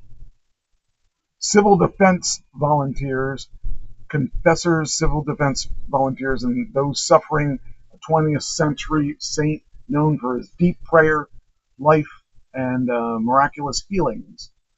Now, okay. Wait, is he above or is he below? What we got? He's above. Okay. So this is what Saint Padre Pio. Correct. Okay. And then we got Saint Joan of Arc. Joan of Arc. Now that one I've heard of. Soldiers. See, to become a saint, you have to have 2 miracles attributed to you. Okay. So all these people have had 2 miracles attributed to them. How many of you that the church accepts as genuine. Okay. They actually have investigators that go out and investigate this. They don't take hearsay, they go investigate. Now, how many do we have? How many are there? Oh, there are 10,000 saints. Oh, okay, so we're up to 14. All right. Let's see. St. Catherine. That's Sienna, and I don't know anything about her. How many I wish my buddy was listening because he would call in and explain every single one to me. This is somewhat interesting to me. I mean, St. John Paul II. Now, he's a 20th century guy, though, right? He's a recent guy. Oh, okay, he's number 151, right? Right. Okay, so we're jumping around. Going back. Now we get down to my favorite one. Okay. Mother Teresa of Calcutta. So she spent a lot of time in Calcutta. Yeah. Among the poor. Man, I'm telling you, that's a life I can't imagine. And she opposed Bill Clinton on abortion. Okay. They were sitting on the same stage, and she cornered him on abortion. Wow. She was a feisty lady. She didn't back down from anybody. Oh man. And from a human perspective, just from a human perspective, if anybody's in heaven, it's her. Yeah. Yeah, for sure.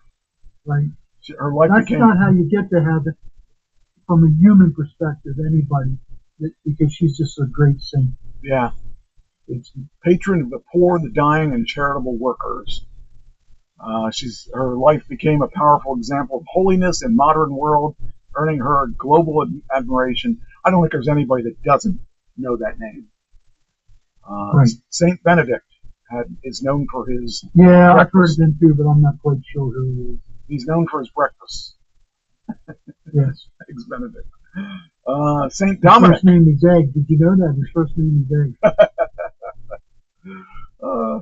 Saint Dominic. Saint Dominic, heard of him too, but not quite sure.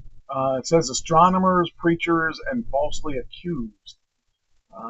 St. Dominic is beloved for his devotion to the truth and role in spreading the rosary, one of the most cherished Catholic devotions. His legacy continues through Dominicans, a worldwide order of preachers, teachers, and theologians. So that has to be If old. I was Catholic, he'd be my patron saint. Now this guy is way older, right? This guy's Yes, we're talking 1500. So these aren't in numerical order as far as No. because Teresa was just before him, and Right. okay. Saint Ignatius of Loyola.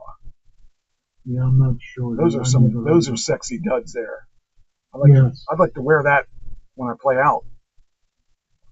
It says here this guy is popular because he is widely known for revolutionizing Catholic education and spiritual formation, and for founding the Jesuits.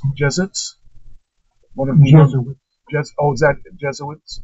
One of the most influential religious orders in the world, active in schools, missions, and social justice. Then Saint Maximilian Kolbe. Didn't he play basketball? Never heard of him. Yeah, he did. Okay. He died in a helicopter. Yeah, I thought so. That was something. Yeah, he looks a lot different than I thought he would. Let's see how many more there are before I continue this. This is Probably go down. Yeah, there you go. Okay, so we have 24. What are we at? We're at like 17, I think. Oh no, we're further. Yeah, we're almost done. So we got 4 more. Saint John Vianney. Don't know him either. Yeah, he says he's popular for priests around the world, celebrated for simple lifestyle, tirelessness, pastoral care, and supernatural insight during confession. His incorrupt body was the shrine at. Is that? I can't see that. Is that? I can't see it. It looks like AR. You know what that means? R's draw. You know what that means? No, I have no idea. That means he's never atrophied. Never. His body was kept original. So he didn't cut off any limbs. Well, no, he never decayed. He what? He never decayed. Oh, I don't buy that. I don't buy it either. But okay, Saint John Vianney. Don't know him. Known for he's a model for priests around the world. Celebrate. Wait a minute, he looks like the same guy. Wait a minute, hold on. That's the guy I just talked about. Sorry, we're further than I thought we were. Saint Teresa of Avila. Don't know her either. It says patron saint of writers, headache sufferers, and those seeking deeper prayer. You know, she could be used for like an aspirin commercial. That's right. A migraine. That's it. Saint Louis de Montfort.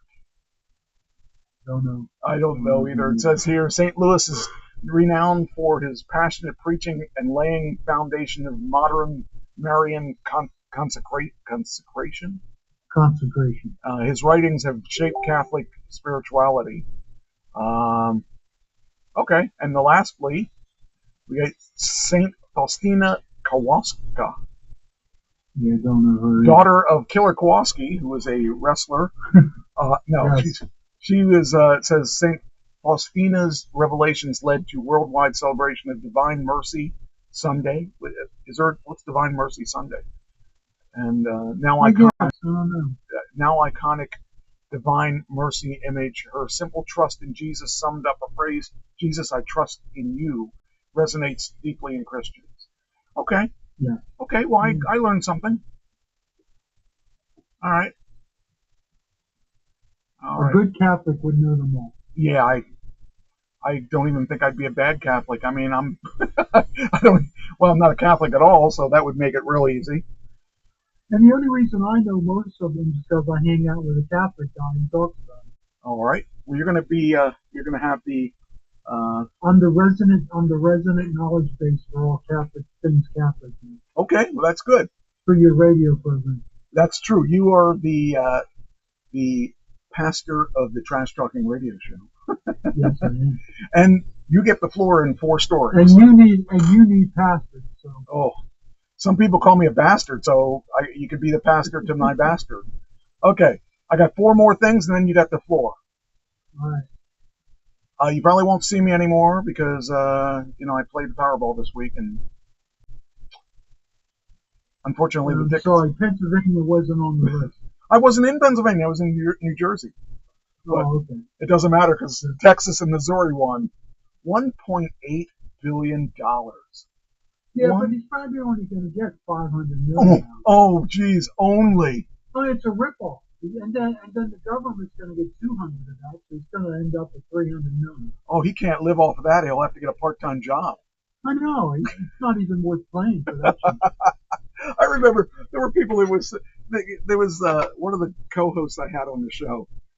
The lottery was getting up there, and he said, I'm going to play this week. I said, why? He said, well, because it's up to 50 million. I don't know, 50 million. It was some high number like that would be life-changing. He goes, well, it's like 50 million. I said, well, why didn't you play when it was 100 million? Or why didn't you play when it was 10 million? Well, that's not enough. Really? Not enough? I mean, if you get 500,000, that's life-changing for your $20 or whatever it is that you're spending. They said that about 20 people won $1 million off of that. I would be happy with that. I'd be happy with that. You only need, like you said, about $500,000 to retire. And if I spent $20, I'd be happy to get $20 back. I'd be happy to get $5 back. At least it's something. Oh man, these people, they just it's just funny. That's one. Number 2, YouTube exclusive NFL game between the Chargers and the Chiefs. How many people do you think watched that? I don't know. I'm interested. 17.3 million viewers. Well, I watched it, so I'm one of them. Is that I'm assuming that's big, right? First time on YouTube. It's the first time a game is on YouTube. And it won't be the last because, like we said last week, YouTube has outstreamed everybody, including Netflix. So that tells you something. The NFL is trying to market itself globally and on all kinds of different platforms. So yeah, they tried YouTube, and it sounds like it was a roaring success. So. Yeah, I don't know what they do for other. I don't know what, say, the Eagles did, but 17.3 million sounds pretty good. It may not be.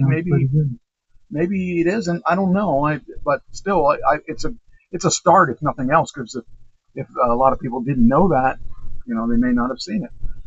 OpenAI to back its first animated film for theatrical release. So we're going to get to see an OpenAI animated film called Critters during 2006. Oh, not going to get to see this because I don't subscribe to Wall Street Journal. We might see it. Let's see what happens. Anyway, it's going to debut at the Cannes Film Festival, and will leverage startup AI's tools and resources. That'll be interesting to see what AI will do with its own film, because it's only going to make that industry stronger, and I don't know if that's good or not. Well, the Bible is being AI. Revelations, the book of Revelations, and some stories in the Old Testament that are hard for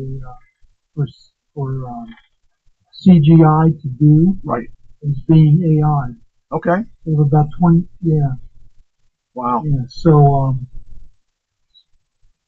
AI is revolutionizing everything. Yeah, I think that in the long run, AI will be awesome. I think we got growing pains to go through, but I think that it's truly on its way to being a helpful part of life. I find it interesting. Oh, I lied. I got 2 more stories. There's something I just wanted to do off the top of my head that I ran into last night that got me in a little trouble, but overall it won't get me in trouble tonight because it got me in trouble last night. So I'll start with that, I guess, because that's got to. Hi. Hi. Hi. She was outside painting. She's got her painter clothes on. Oh, nice. Well, and it's dark now, so she came in. I don't like to paint. I hate painting. Yeah. I'm no Michelangelo. Actually, I got 3 stories I want to tell. 3 quick stories. But the first one is last night I was watching a YouTube video on AI stuff, and one of them was on dangerous AI stuff. And the AI stuff that was dangerous is people that I'm sure you've heard of it. People that are chatting with AI as if it's their mate. Yes. Okay. Their girlfriend. So I wanted to find out more. Once I saw that, I said, I got to figure this out. And now we were in bed, and I saw this, and I said, this is crazy stuff. And I looked up, and those apps are available today yet. They have not been stopped. They're still available today. You can actually get an AI. Now, the scam is really good. I love this. The idea of this. Well, I hate the idea of the scam. I think it's a weird thing. But what they're doing is you can have this AI companion, I guess. If you want the AI companion to be friendlier, let's use that word, there's a subscription. So if you wanted to talk dirty to you, I guess, or something like that, you have to pay extra money for it. But I just found it really funny. And so Christine's like, what are you doing? What are you looking at those apps for? I said, because I watched this video and I wanted to know, are these still out in the market? And they are. And these people, because this one person ended up killing himself over an AI dating thing. Yeah. And I wanted to know, well, is it still out there? Is there anything that stopped it? What's going on with it? And you would not believe how many AI dating chat apps there are. There are a ton of them. That's insane. That's insane. Well, it's just like a porn industry. Once one made success, they have copycats. I don't know. You're talking to yourself when you're. Because AI, one of the biggest issues with AI is it's going to tell you what you want to hear. So if you say we're a racist, your AI is going to agree with all of your racist statements. And if it's a girlfriend, she's going to agree with every perverted thing you say. If it's it's not going to tell you the truth. It's only going to tell you things that it thinks that it wants you to hear. So that's the one thing that people need to understand, is that AI is not necessarily, AI is more your friend that is a yes man than a friend. See, if I say something to you that's off the wall, you're not going to agree with me. You're going to give me the opposite. AI, if I gave it the same statement, it would agree with whatever I said. Well, when is it going to get to the point that it'll start challenging your basic beliefs? Well, that's the thing. That's where that's where the downfall of AI is that you aren't going to get the truth. You're going to get what it thinks it wants you to hear. So because if it gets to the point that it challenges your perceptions or your ideas or your ideology, right? Who's to say that it's right? That's the thing. That's the thing. It becomes, AI has some faults, and that's the biggest fault that it has, is that it's not honest with you. It's going to tell you what you want to hear. So if you say, I'm the greatest guy in the world, it's going to agree with you.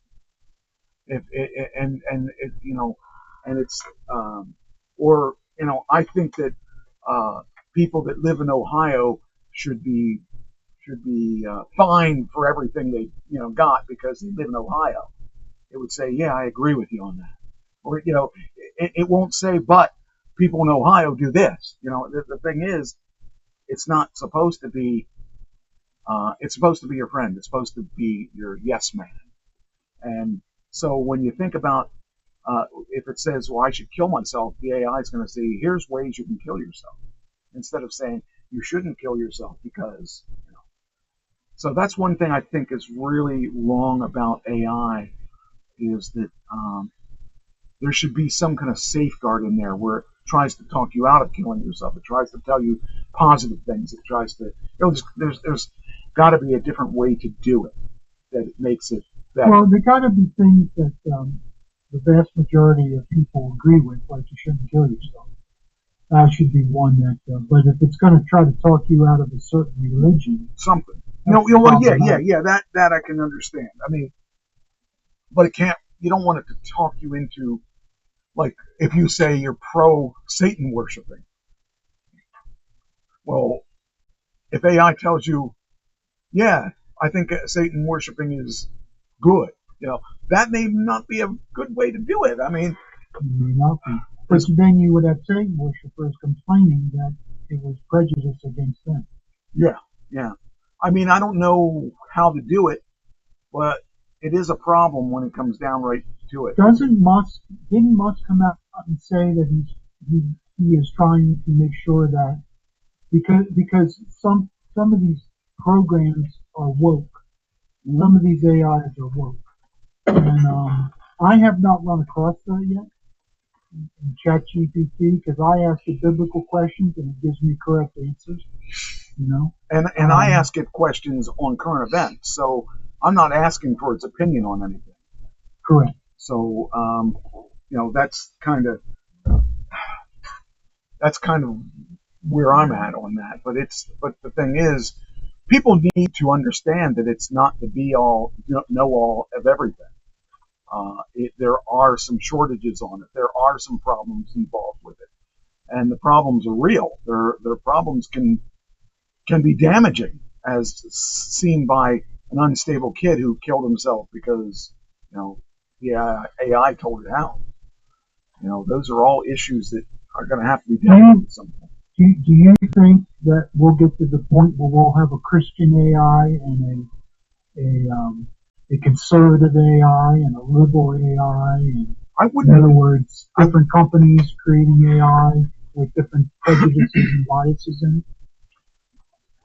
I think there already are ones out there that are. The reason I say that is I bought about 6 or 8 months ago. I bought something called the ChatGPT or the AI Unlocked. And what that means is there are things that it will not talk to you on at all. If you ask it, it'll say it cannot talk about this. My ChatGPT that is unlocked, and all my AI, it includes Claude and all those things unlocked. It will talk about anything, which means you could ask it how to commit a crime and it would tell you. And that's locked out of most of the GTPs out there, of the chat AI stuff out there. I got it because I thought maybe I could use it for more creative things, but it turned out to be really obnoxious. It really was really obnoxious. I used it a couple times. I'm like, I don't know. It was like too far to the one side, way too far to the one side. It was.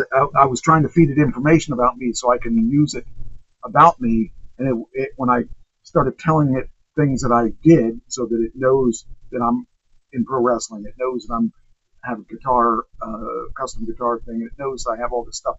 I wanted it to know that, so when I go to talk about that stuff, it already knows about that stuff, and it'll help me with my decisions and stuff like that. The problem is that it was a smart ass. Everything I had to say, it went over the edge to the point where it was like that quote unquote friend you don't really like being around because he's obnoxious, and that's what it was like. So I don't even use it anymore because of that.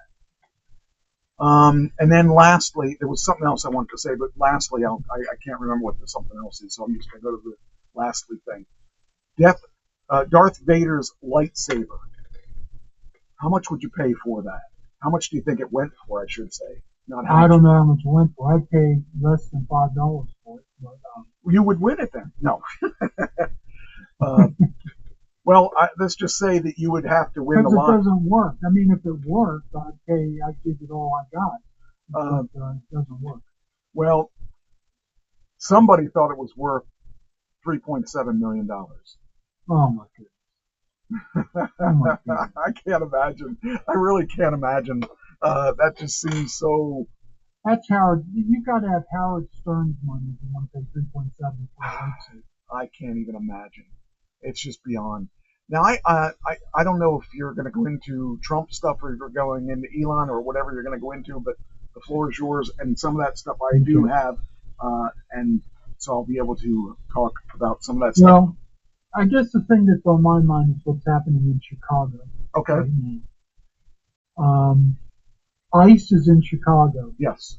And Trump has not sent in the National Guard yet. The reason that he wants to send in the National Guard is to protect the ICE agents. Okay. From harm. The trouble is that he sent. Is this a North Korean thing? Is this Is this the Hyundai thing? No, we could do that too. Okay, I'm going to talk about that then. I'm going to talk about. We'll do that next. I'm trying to see if I have anything on that. Chicago. Here we go. Is this a Chicago one? Yeah. Okay, I'm going to bring up an article and you can talk. Go ahead and talk about it. Well, Trump sent in the National Guard to L.A. and a judge ruled that it was unlawful for him to do. And so he wants to do it again, and he's going to run into the same problem because Bryan Johnson, who's the mayor of Chicago, told the police that it was unlawful for them to help ICE at all. Okay. And they're going to sue Trump. They can't sue him for sending in ICE agents because that he has legal authority to do. Okay. But sending in the National Guard, you can only send them in for these reasons. It's a Resurrection Act. In other words, there's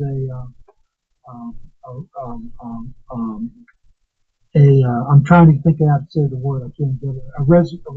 Not resurrection. It's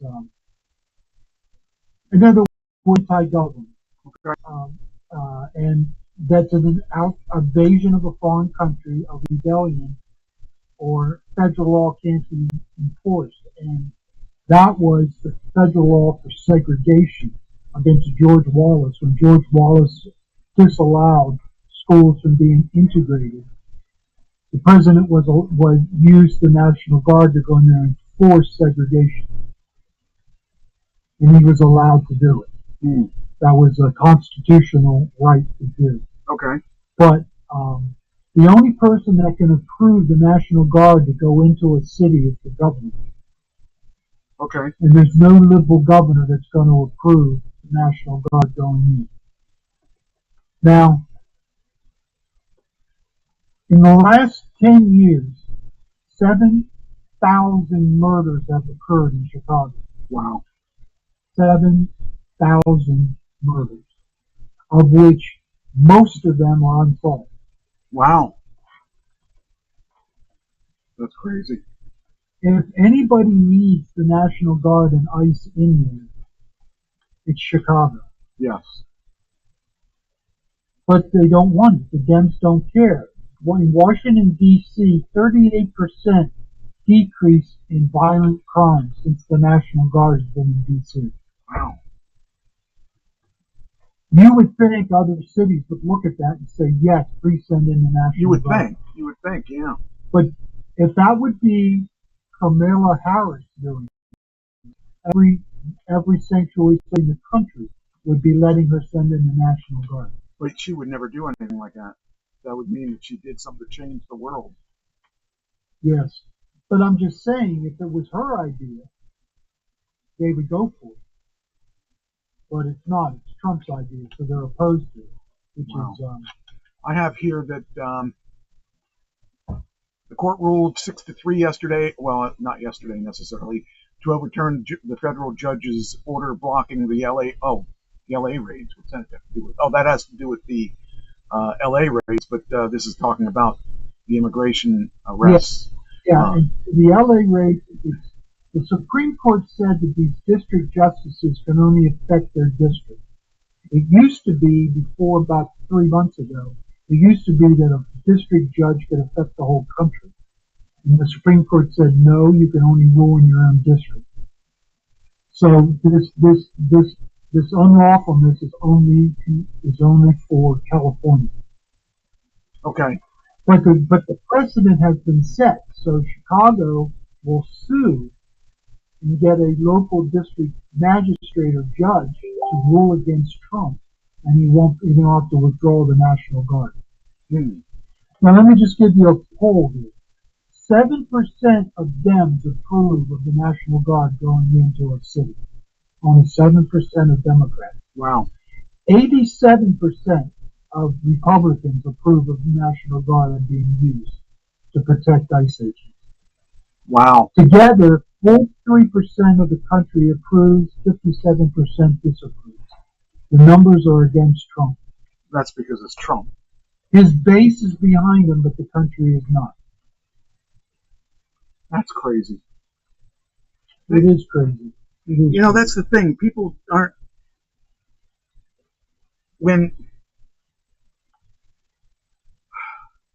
If anybody else but Trump was in there, you know, they would have approved it. But because it's Trump, probably they won't approve it. Trump. And that to me is the wrong... You know, that's the wrong reason. I mean, you should... It's one of those things where, like last time he was in office, they kept trying to get him out of office by impeaching him. This time, they're just not approving anything he does. He could say, I want to stop this guy from shooting that guy, and the guy could be one of the worst drug dealers in the world, one of the guy getting shot. He would say, I want to shoot this guy because he's one of the worst people in the world, and they would say, no, don't want to do it. It could be Satan. It could be Satan that they want to hang. And they would say nope because Trump wants it. You know, I've never seen people so against somebody that they will make sure, even if it's the right thing to do, they won't approve it because it's him. And I mean, I have to tell you that I didn't think that he'd get half the stuff done that he got done because of all the roadblocks he ran into before. And I'm surprised that as much as he's gotten done, that he's gotten it done. And yeah, maybe he doesn't play by the rules, but the things that he's getting done are things that need to be done. You know, and I think it sucks that he has that the world has to go through this kind of crap because they don't like somebody. Well, it doesn't matter if you like somebody or not. It matters what's the right thing to do. And it's. Well, listen to this. Tell me what you think about this. Irina Zaruzhika. She is a Ukrainian woman that was killed by a deranged, homeless, mental health person in Charlotte, North Carolina, on a light rail. Okay. He just turned around. They have video of it. He just got up, turned around, and stabbed her in the neck. For no reason. He was minding her own business. The Charlotte mayor is defending him because he's homeless and mentally ill. See, that's the thing. That just is a thing that should not be. I'm sorry. If you're that messed up, you're a danger to society. He has a rap sheet a mile long, and some of it is violence. Yeah, and yet he's on the streets. And it's not going to change. Why isn't he locked up? Why isn't he in a state hospital? Why isn't he in jail? That's the thing. But yet she defended him. Now she's in big trouble because she's defending him. But also, liberals have started a GoFundMe for his legal defense because he's mentally ill. Now, I think he needs to be stabbed in the neck himself. Yeah. I think that if you're that violent of a person, you're not going to change that. It's not as if you can give him a pill, and he should pay for what he did. That poor lady had no did nothing to him. You know, it just seems stupid to let that kind of thing go on. I don't know. I don't understand. It just doesn't make sense. I don't understand either, Mike. It's beyond my ability to understand how you can defend him. Look, I know he's mentally ill, so you don't give him the death penalty. I would give him the death penalty. I'm sorry. Well, let's just say because he's mentally ill, you don't give him the death penalty, but you lock him up. Well, what's that keep do? him under lock. Then he's still a danger to society. He's still a danger to somebody that to another person that's in that area. You know, we should not have to live in a state hospital. No, he needs to be put down, because a person like him, why does he get a chance to live when he killed someone? You know, there's no reason someone like that. There's not going to be anything that he's going to be adding to society at all. And people, like I said, Mike, he should be stabbed in the neck. Yeah, at least. At least. I don't want to. I mean, I don't want to say that. I don't want to say that. I don't want to say things like that. But there are people that just shouldn't be living. There's not anything they can contribute to society except be a drain on society. And if they've tried to kill someone already, they're going to try to kill someone again, because that's what they do. And maybe I just think that at times we're too sympathetic for certain things and not sympathetic enough about other things. I'm sympathetic about people living on the streets because I know there are people that could be contributing to society if things were different. That person is not someone that deserves a chance. When you kill somebody, you've crossed a line. Once you cross that line, there's no going back. And there are circumstances that I will change. Like if someone attacked me and I end up killing them, that person deserved to die because they attacked somebody. But for somebody who was innocent, totally innocent, and was killed. She was totally innocent, not bothering him at all. Right. To me, there's no reason to keep someone like that around. There's no positive thing that could come out of that. He's not going to like wake up one day and then all of a sudden, oh, I'm now feeling sorry. So what point is there? I mean, we kill people, we put people to death that have done less than that. You know? Yes. And someone like that, why should we spend money on keeping that guy alive in jail? I don't see any point. I don't disagree with you. I just think that when you're talking about something like that, there's no reason. I don't see any reason whatsoever. There's a lot of people out there. Some of these lesser charges, he should have been placed into a state hospital. Yeah. Well, even then, but how old is he? I don't know how old he is. I just know he's homeless and mentally ill.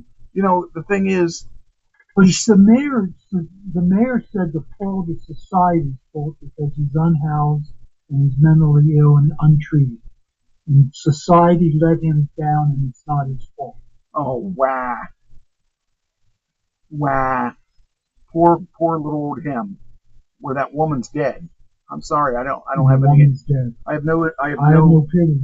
Yeah, I have no society. I have no beliefs that we owe him anything. He, once you stab somebody, once you kill somebody, it's off the table. Especially if you initiated that. So I don't know. I just think that it's crazy to keep someone like that alive when that person that they killed isn't. So now, like I said, the difference would be if she attacked him and she ended up dead. Okay, I'd have some sympathy for him. But no, it's clearly they have a camera straight on the whole incident. It's clear she did nothing. It's kind of like reading a book or something like that. When you talk about a shooter, or on her phone. When somebody like if that guy had not died on top of that roof that shot at Trump, he got what he deserved. He got exactly what he deserved. And if he lived through it, what would they have done to him? They would have put him in jail. We would have had to pay to have him in jail. Why should we pay to have him in jail? We didn't do anything. We don't deserve to be punished for his stupidity. Those people have no regrets. And and there's no reason to pity them or feel sorry for them because they had it hard. You know what? We've all had it hard. We've all had it hard. We've all had our problems. You know, if you're gonna kill somebody, that's the end of your problems as far as I'm concerned. A bullet to the head solves everything. So I don't know. Evidently he's schizophrenic and yeah, well then give him 2 bullets. That is an excuse. Give him 2 bullets because the first one may not work. You know, anyone that kills another person, especially for no reason, I mean, unless it's self-defense, I feel bad for the family. I just feel bad. You know, I don't have any. Let's get to the Houdini plant, the electric battery plant. Oh, is that the Hyundai thing? Yes. Okay, so that's the other. All right, so Alabama, Georgia. Hold on. Let me get my notes. I got it. I got to have it here. I know I have it here because there's a lot of things on my Trump plate right now, and it isn't necessarily Trump stuff, but it's Trump initiated or Trump had something to do with it or whatever. You know, the RFK thing is under Trump and stuff like that because it all has something to do with politics in one way or another. RFK is in a lot of trouble. Yeah, I totally. I don't know if he knows what he got himself into. Okay, so hundreds of South Korean nationalists detained in the largest single-site immigration raid.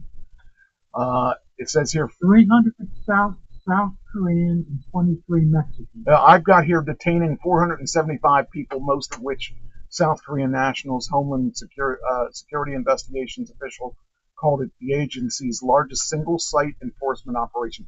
How do you get 475 people, or whatever the number is, into the country like that? See, the plant life is not finished yet. Okay. It's supposed to, the whole complex is supposed to have 8,500 jobs. 8,500 jobs. Let me see here. I got This was a skeleton crew of engineers. What it says here is it says Stephen Schrank, the agency's Georgia unit head, said the raid followed a months-long probe into the alleged unlawful hiring of migrants who crossed the border illegally, overstayed visas, or lacked work authorization. Agents targeted under construction battery plant co-owned by South Korean car maker Hyundai and battery company LG Solutions. The facility was next to Hyundai's $7.6 billion EV plant, which employs 1,200 people, and Governor Brian Kemp touted as Georgia's largest ever economic development project. Yeah. So, man. Now the South Koreans are not being charged with anything. South Korea is sending chartered planes to pick them up and take them back to South Korea. And South Korea has sworn to Trump that they will get them back into the country legally. But Trump isn't even allowing people are not. I mean, he's not allowing people to come back in. Right. That's the problem. He's saying if you get thrown out, you're not coming back in. Right. But it's the employers that get charged to these things, not the. Now, if anybody in this group of 475 had warrants out for their arrest, they're going to jail. The rest of them are just going home to Mexico and to South Korea. Yeah, I can tell you that's just insane. It's just hard to believe that many people were here at one area. I guess that's not many people when you consider how many people here illegally, but in one spot to pick up that all at once. Trump came out and said, please, if you're building a plant in the United States, use American workers. Right. Well, that's the whole thing. I mean, the expansion. You want to hear about the expansion part is $21 billion in U.S. investments over the next 3 years. They also include $5.8 billion steel mill in Louisiana to produce auto parts for the assembly plants in Georgia and Alabama. And says Chung told Trump at the White House, "We stand with you and proud to build the future together." And I don't know. That just seems really strange. It says here it comes with tax breaks too. Where was it? Hold on. It says here Hyundai took less than 2 years to start making EVs in Georgia after breaking ground fall of 2022. The largest economic development project the state ever had seen, and it came up with a whopping $2.1 billion in tax breaks and other incentives from state and local governments. Just crazy. Anyway, what we want to do next? You want to hear about Hunter Biden and how much he cost the American taxpayer? Sure. I don't have that one. Okay. Well, this is all Secret Service protection. Oh. He cost $10,000 in golf cart rental so Secret Service could get around. Oh, jeez. He cost $120,000 lodging on Nantucket, $120,000 on ferries, car rentals. He took a trip to St. Croix in the Virgin Islands, and that cost $372,000. We paid $18,000 for a 2-day trip to Santa Barbara, $10,000 for a 1-night trip to Arlington, Virginia, $170,000 for a 2-day trip to Wilmington, Delaware, $250,000 for 13 hotels in New York City on a New York City trip, and $650,000 for a trip to wine country in California. This is all Secret Service expenses.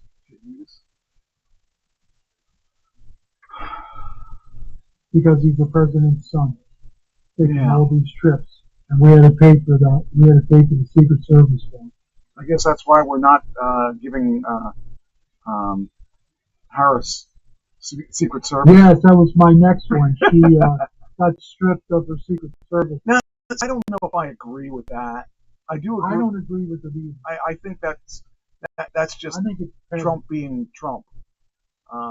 There's no real logic behind her not being taken care of, because there's a lot of people that will love to see her. We have a divided country, and there's nuts on both sides. Yes. I think they ought to use this for, I think we ought to use, like, say, okay, we'll give her Secret Service and you give us this or something. I mean, it shouldn't even be a negotiating thing, because, I mean, there's some presidents that have been around forever that don't need really any kind of Secret Service, and there are a lot of people that don't like her and would love to see something happen to her. And I feel for her for that, because, honestly, she just is dumb. It's not that she's bad. It's just that she's not smart about politics and stuff. And, I just think that his hatred for things become personal, and they shouldn't be. He has taken Social Security, Secret Service protection away from everybody he's ever been angry with. Yeah, I don't think that that's the right way to do things. It's retribution, President. Yeah, it's not the way that you want to be remembered as that person. He says that he wants to be remembered. If somebody gets killed, it's a bad thing. Yeah. Because they don't have Secret Service protection. And Iran has death threats out against John Bolton, and who was the Secretary of Defense. I forget, they killed him, and he took away their Secret Service protection. Yeah, see, I don't understand that, and to me, it's petty. Yeah, I just don't understand why. There's no reason for that. There are some construction employers say that they have 92% of their jobs are going unfilled right now, because Mexicans and Guatemalans and Latinos from all in this country illegally are scared to come to work. They can't fill the jobs. You know, and a lot of people are saying it's okay if you get criminals off the street, but law-abiding, tax-paying workers shouldn't be deported. Right. What do you think about that? No, totally. You know, I have a problem if they're here illegally, but if they're paying taxes and they're doing things the almost right way, let's pick them out last. If we're going to pick them out, let's not do it first. Let's do it in stages. Let's take the ones that are here illegally and doing everything else illegally, not paying taxes, not eating the government's stuff.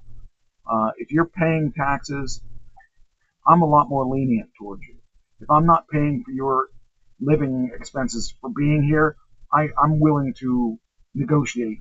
If you're a good worker and a solid worker and aren't sponging off the millennials that think that they're just having babies so they don't have to work. Those people, let's get rid of them. I don't mind getting rid of them. Those people that feel entitled to everything because they're going to have babies to make sure that they don't have to work. Those kind of people, let's export them. Let's keep some of those people that are illegal, that are doing work, that are actually helping the country. You know, I don't have problems with the that. farm industry, the hospitality industry can't function without Yeah, I mean, as long as they're paying, because Americans don't want to do those jobs. As long as they pay their taxes, let's give them citizenship. As long as they're not criminals, and as long as they're trying their best to do the right thing. Those people that don't want to do the right things, the drug smugglers, the killers, the people that are doing illegal stuff, I don't have any sympathy for them. Get them out of here. Even if they're American, get them out of here. If they're drug smuggling people, get rid of them. We don't need to have them in our country, or throw them in jail. And I particularly don't want to pay for them. Yes, to sit in a jail. I think that if they're violent killers and they're violent drug lords, a simple bullet would take care of that. I have no sympathy for guys that are out there to destroy other people's lives. So if they have no, it's like I watch a lot of stuff on scammers. I've always been into destroying scammers. That's why when they destroyed me, it was like, hey, I'm supposed to be doing that to you. You know, I'm really careful about my identity, and yet I lost it twice this year because of Xfinity. You know, I've messed with scammers for years and years and years. Now, granted, those scammers are not the people that got me, probably, and I've never done anything that would hurt somebody, but I would waste their time because they shouldn't be scamming people. But those kind of people who just don't do anything to help people but want to hurt people. Someone that's going to go in my account and drain me of every single penny. I mean, if you steal $5,000 from me, it's a lot better than if you steal $35,000 from me. Now, $5,000 is recoverable for me. $35,000, not so much. If my stuff wasn't FDIC, I'd be in serious bad condition right now. They got away with it, and people like that don't deserve to be taken care of. But people that kill people, people that destroy things, people that don't give anything to society that's positive, we have no use for them. If you're draining the system just because you can, no, that's not the reason. You can't. Those people need to be dealt with one way or another. Past presidents had not put up with, or did put up with this stuff, and made it easy for them to get supplements for free without having to work or whatever it is. And people got that entitlement. Someone that's not working and hasn't had a job and has 9 kids and has a 2025 brand new car. She's living off the system. I never had a brand new car till I retired. I just think that there's too many people that feel entitled for this stuff, and a lot of them do not deserve it. And that's the things that frustrate me. And I don't even care if you're American or not. If you're using the system and abusing the system, something should be done. I don't say kill them, unless you killed someone else, but I do say that Trump's trying to clean that up. He's trying to clean up. Trump is trying to clean that up. And he's the first president I've ever seen in my lifetime that's gone to some of these extremes to do this, and the Democrats are blocking whatever they can block just for spite. And it's a shame. Just for spite. You know, how about all of us be Americans? Let's work together to make a better America. That's what it's about. So, I got off my soapbox.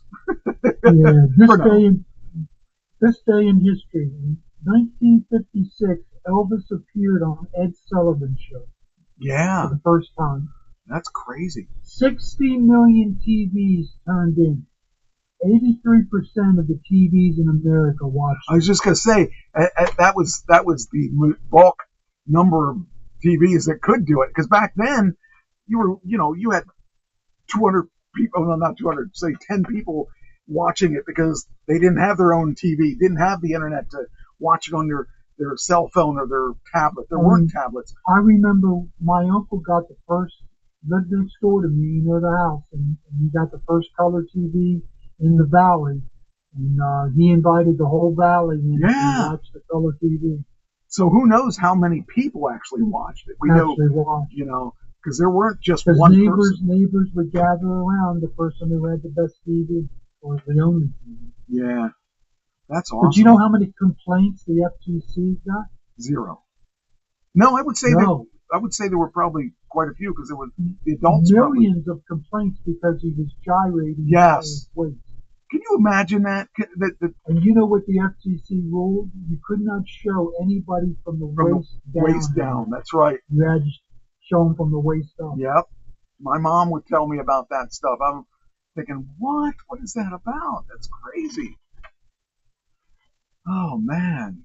So, what do you think those FCC people would think about the music today? Oh, no. What you see on TV Oh, today?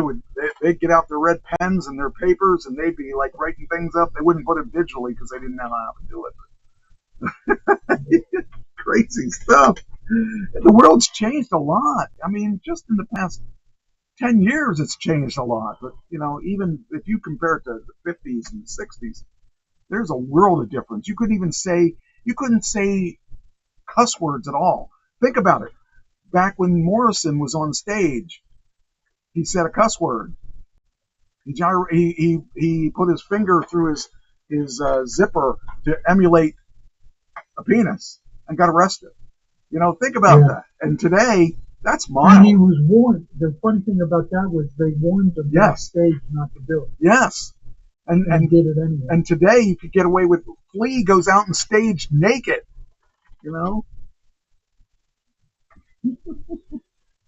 Whole different world. Yes, it is. It's a crazy world. But, I don't think I wouldn't want to live back then. I like where we are at this point. If I thought about it, if I were to do it again, okay, let me ask you this. If you were to be able to come again to this planet earlier or later than you are now, at what age, and what do you think? What would be your prime age, and what would be your years that you would be that age? I don't like all that's going on in the world. I think the 50s was a much more serene place to be, but I hated the racism. Okay. And I love the technology. So probably it would be, even though I don't like a lot of things that are happening today, I probably would pick the same earlier in my life. Yes. Same time frame. Yes, that's exactly what I think myself. I think that I'd still want to be around now, and I still think that I think I'd want to be about 20 years younger. Yeah. Wise enough to know the difference, but not old by all these. Right, and not young enough that I would be making, exactly, not making the same mistakes that kids are making today. I think around 2000-ish, when technology was starting to really drive, 2000, 2010, Even today, I like today because there's a lot of stuff coming out. I'm excited about technology today. I'm amazed how like I didn't even have a cell phone till 2006 or somewhere around there. 2004. Well, no, 2000. Yeah, 2006 is about when I started carrying a cell phone. And I thought, well, I don't need it. What do you need one of those for? Why does somebody need to get a hold of me all the time? I don't need a cell phone. And now I can't live without it. You know. No. But back then, it was kind of a lot of you know, it's funny, you've heard this line by old people, older than us. Back in my day, we didn't need that, you know. But back in my day, it was a lot easier because we didn't have one of them. And that's kind of, you know, I've always been into new technologies. I loved the Apple computer when it came out. You know, I thought this was the greatest thing ever because I can take it and I can take my stuff and put it on a computer with these big discs and stuff, and I could keep a lot of stuff on this big floppy disk, which is nothing nowadays. You have freaking, you know, flash drives that you can keep tons of those little discs on, those big discs on. You know, the whole world has changed so much just in the past 10 years, 15 years. You know, we now have inexpensive computers that can do much more than that little Apple computer could do, and a lot cheaper than that too. So, yeah, I have my whole life on a 64 gigabyte thumb drive. You know, and I look at the things. You know, as much as I miss a lot of the people that died that were in my life, except for pictures. Yeah, I wish that I had taken more camera pictures of. Like, I don't have any pictures of my childhood. I would have loved to have been able to see some of the things that I saw as a kid, and even when I was married, like the first time, especially, we didn't have cameras. Cameras were expensive, and pictures were expensive back then, and you couldn't just pick up your phone and take a picture of the, you know, because the problem is you had that cord that was holding you to the wall that you couldn't take the picture with your phone and stuff. You know, the thing is, I think it'd be cool if I had the pictures like I have today of all the things that I did back when I was a kid or when I was younger. I'd have lots of pictures of my bands and stuff. I just have very few pictures of things that I've done. And, yeah, that was crazy. When I think, oh, I know one thing. Did I talk about, I may have talked about this, so you have to remind me. Did I talk about the game show that I applied for? Not for the music. I'm talking about the other thing. No. Okay. Not the game show. So I did mention it because I talked about. They asked you all kinds of crazy questions. So some of the questions that they asked me were really kind of interesting, but when I was thinking about some of the answers I gave, like, what are 3 of your accomplishments? And this is sounding egotistical, but I've done a lot. I had a hard time narrowing them down. It was like only 3, but you know, I keep forgetting that not everybody has had that many things that they did and that they want to talk about. And I've done a lot of things that I think are really cool that I want to talk about. I was talking to Christine when we first met. I was like scared out of my gourd because I was talking to a female who actually listened to me. And I started talking about, and I was nervous too. So I started talking about all these things I did. And I was thinking, if I was the girl and some guy came up to me and started saying, I've been in music for 40 years. I have a radio show. I've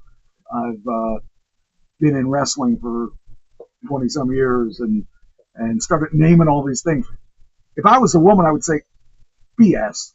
There's no way you've done all this.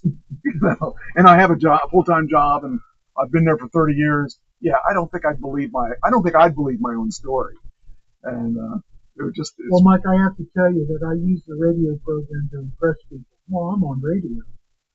I don't tell them what the radio program is because they're impressed after they heard it. Well, but there is good stuff. I mean, this is a good show, There's stuff in this radio and there's a lot. There are people that are watching the show. They may not be live watchers, or they may be. See, we only see a small piece of this. If you see a couple people in the chat room, I'm excited about that. But if you see, where is it? I'm pulling it up here so that we can see it. Let me see which. Where is it? What you need to do is you got to see all of it. You got to see. Let me see, where is it? Where's that tab? Which tab is it? Nope, that's not it. Don't play. Don't you dare. Don't you dare. You're going to play. You're going to play. No, stop. Okay. So if you look at what we have done, I mean, we're not the highest rated show out there. And I don't expect to be, because I don't advertise the show. And I probably should. If I advertise the language of a frank and explicit nature, viewer discretion is advised. Shut up. Well, I think we're getting more polished all the time. And the thing is, I think people notice that. The reason I'm saying that is, you take a look at videos that we've done, and here's the behind the scenes stuff most of you don't ever see. And I'm not a guy that has 20 million viewers and listeners and stuff like that, and I don't try to be him. But I will tell you that here's our recent videos. Well, look here. Here's a bunch of them. And back in the day, I was lucky if I got 10, 15 people watching the videos. But here's George Foreman, 1,100 people. 79 people for Jay North. 128 people for Val Kilmer. They aren't very many, but compared to where we were when we started, we've grown the base quite a bit. And this is just the short video. Now, the live videos, you don't get as many people because people aren't going to listen to a 3-hour show. But there are a lot more people listening to our show. The live version of the show it's growing. Here we're seeing here's today's show, 10 people. That's live. And that doesn't mean replays. That's live. And here's 22 people. It's like I said, and that's just YouTube. That's not people on. But some people on Facebook don't log in, so I can't tell who's watching. And I've actually had this happen. A guy came up to me, one of the band members, and said, "Hey, I heard you talking about this," and I said, "When did you watch it?" "Oh, I watched it live." Well, we didn't see them anywhere. I don't see them if they don't log in. So I don't know what the real number is, but I will tell you that we do have more people than we had before you. And I'm not going to give you total credit, but I will tell you that the format's working. That what we're doing, people are. Like I said, I think we're becoming more polished all the time. And the thing is, at some point, when I launch some new stuff, once we get the new system in, and I feel comfortable with it, we can start experimenting with other platforms too. But I can't do it while the thing's choking on there, because if people see that, they're not going to want to come back. But I do like what we're doing. I think this is a lot of fun, educational for people, and especially for me. So, I think that the format can work, and I think that if we sat down and took the time to actually, when I showed you that, the live shows don't have a description. Those are people just checking to see what it is week after week. If we put the live show descriptions about what we are talking about that particular week, we could actually increase our listenership through that. And if I split those into smaller things, we could increase our short clips by more too. The problem is I don't have time to go through that 3-hour thing and make it into smaller clips. And I don't have time to sit down and make all the tags I need to do that. I'd like to be able to do that, but my slower time is coming up. It's going to be November, December, January, February. So might be a time to see if that makes a difference. If we put the tags in there, if that would make a difference, because I'm game for things, and there are people that are having, thousands of people listening to them at a shot, and I would like to be one of those persons. But I would rather do 1 3-hour show than 3 1-hour shows, or 6 half-hour shows. I can't do things like a half-hour show or an hour show. An hour show goes like that. Well, for me, 3 hours goes like that. Mm-hmm. I used to think it was long. Now it's I can't believe we're near the end of the show now, and I haven't got through even. I have a ton of stuff yet. Well, here we are. We have 11 minutes left of 10. We haven't done the Beatles, and we haven't done the Chosen. We don't have enough I time. have stuff left. You have stuff left. Yeah. We can make a 3-hour show easy. Yeah, we could, and that's the thing is if we wanted to, we could do more than one show if we had the time to do it. And the thing is, that's the thing, the time. I don't know the time, but I've never taken a job on a Tuesday because I wanted to be here for the show. And even coming back from the trip, I usually talk about the trip. This is the last trip I'm going to be doing for some time because I don't know where I'm going to go with the acting at this point, especially as bad as it's been for the past couple months because or this year I haven't really done anything. There's nothing really major to talk about. I've done a music video and I've done a short video, a short movie. That's not really exciting to talk about. That's last year at this time I had done 8 projects. There's nothing going on. There's just very little, I should say. So I don't know. What else you got? Trump has now done. There are countries out there that hold our people. Yes. Arrest them, hold them, unlawfully wrongful detention, and he has now determined that he is starting a state sponsor of wrongful detention. The consequences are restrict travel of Americans to that country, stop all foreign aid, put sanctions on them, raise tariffs on them. Their citizens can't come to the United States, and we restrict their imports. And the number 1 person on that list would be Russia. Yes. The number 2 person would be Gaza and Hamas and Hezbollah and China and a few other countries out there that hold our people for ransom or just because they hate us. He's trying to stop that. He wants to bring it to an end.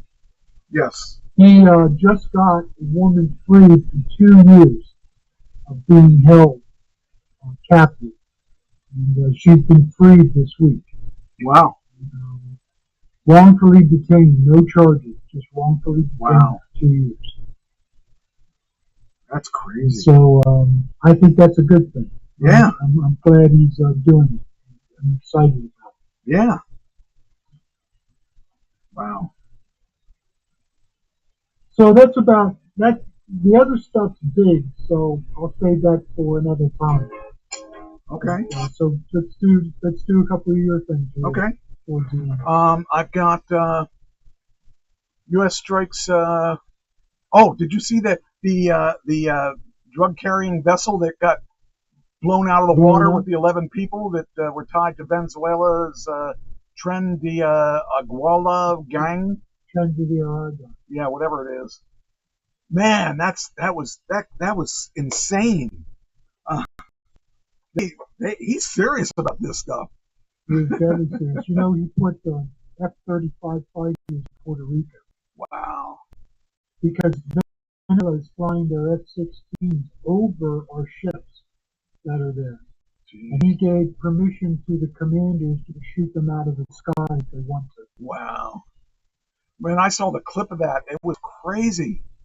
I was like, wow, this is like, I can't even imagine. I mean, what would you have felt if you were on that ship or that boat and you saw this coming? It was like, oh, bad. He I said feel no remorse. that message was clear. It was pretty clear. We don't want you coming in. You stay away. So then there's the Venezuelan drug gang. It says a federal appeals court ruled Tuesday that President Trump cannot fast-track deportation of suspected members of that crew that we just talked about. Because they have to have due process and be charged in a court of law. Or the other thing is you drop a bomb on them and just let them pick up the pieces. You know, It angers me. it's like, you know, These are known criminals. Right. These are known criminals. They already have warrants for their arrest. We don't. Why try them and waste all that Right. money and time? Exactly. Ship them out. Yep. Federal judge orders Trump to restore $2.68 billion in research funding for Harvard, citing cuts as illegal retaliation by the White House. I don't know if you heard that. Well, because of anti-Semitism, he withheld the money to whatever it is $1 billion, Yeah. because Harvard would not clean up their professors that are anti-Semitic and hate Israel. They wouldn't stop the Jewish students on Harvard's campus are scared, and because of abuse. Right. And so he wanted to send a message to higher education that they've got to stop and protect their Jewish students. And this judge ruled that he can't do that. Yeah. These are all Obama appointed or Biden appointed judges. All of them. RFK appeared yesterday. Well, I don't know if it was yesterday. Appeared before the Senate Finance Committee to discuss recent turnover at Centers for Disease Control and Prevention. Much of the testimony centered around vaccine policy following Kennedy's decision last week to fire CDC Director Susan Monterez. Several CDC officials subsequently resigned in protest.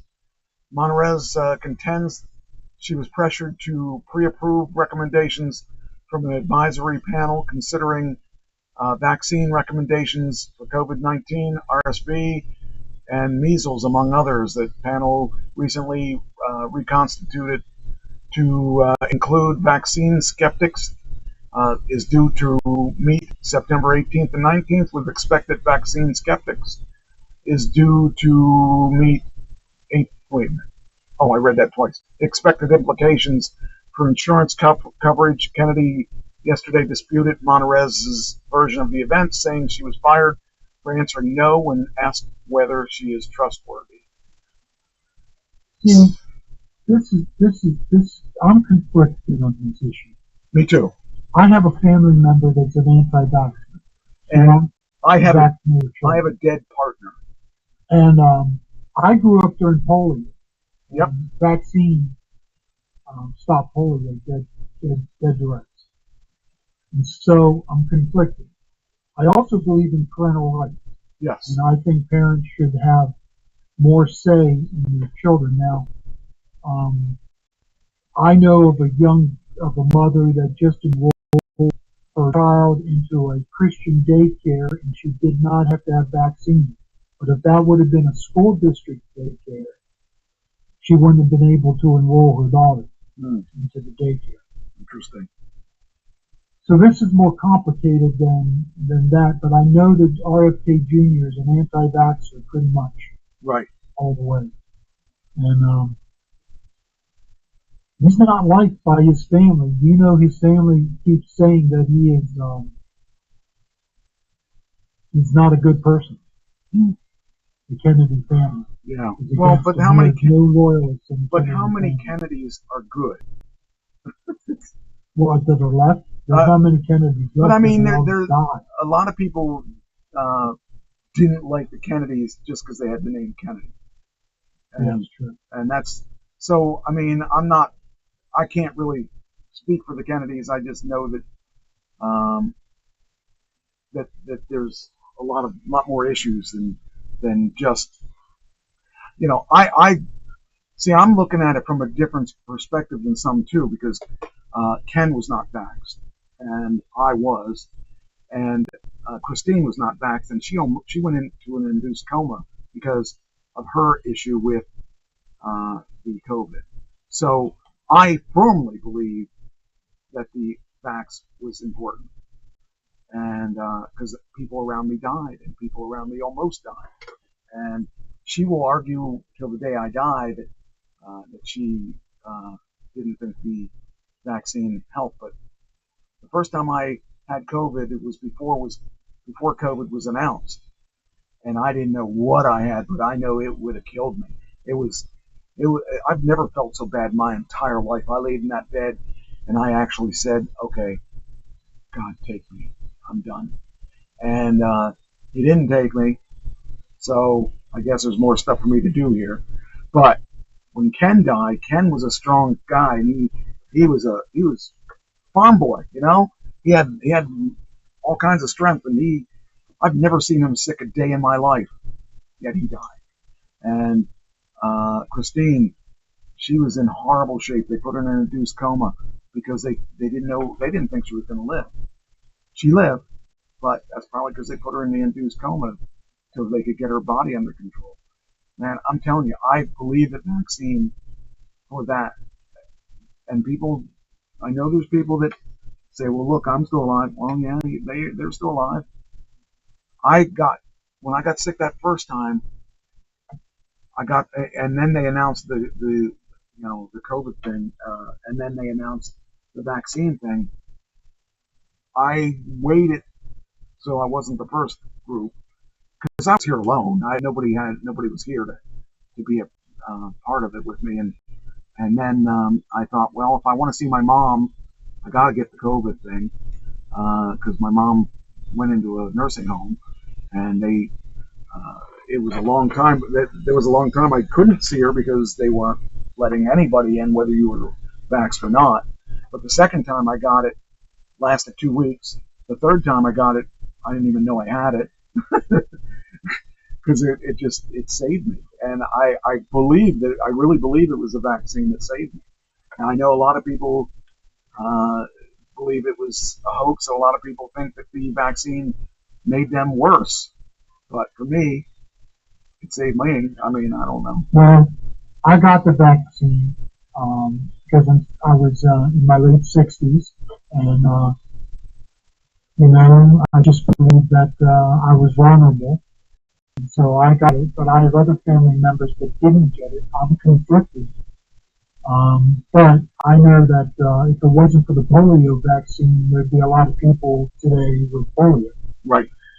So Florida is taking the mandate for vaccines away. It's the first state to do that. I guess I'm okay with it as long as they're not taking the vaccine away, just the mandate. I'm okay with it. Just the mandate. Florida's only taking the mandate. It's leaving it up to parents to decide.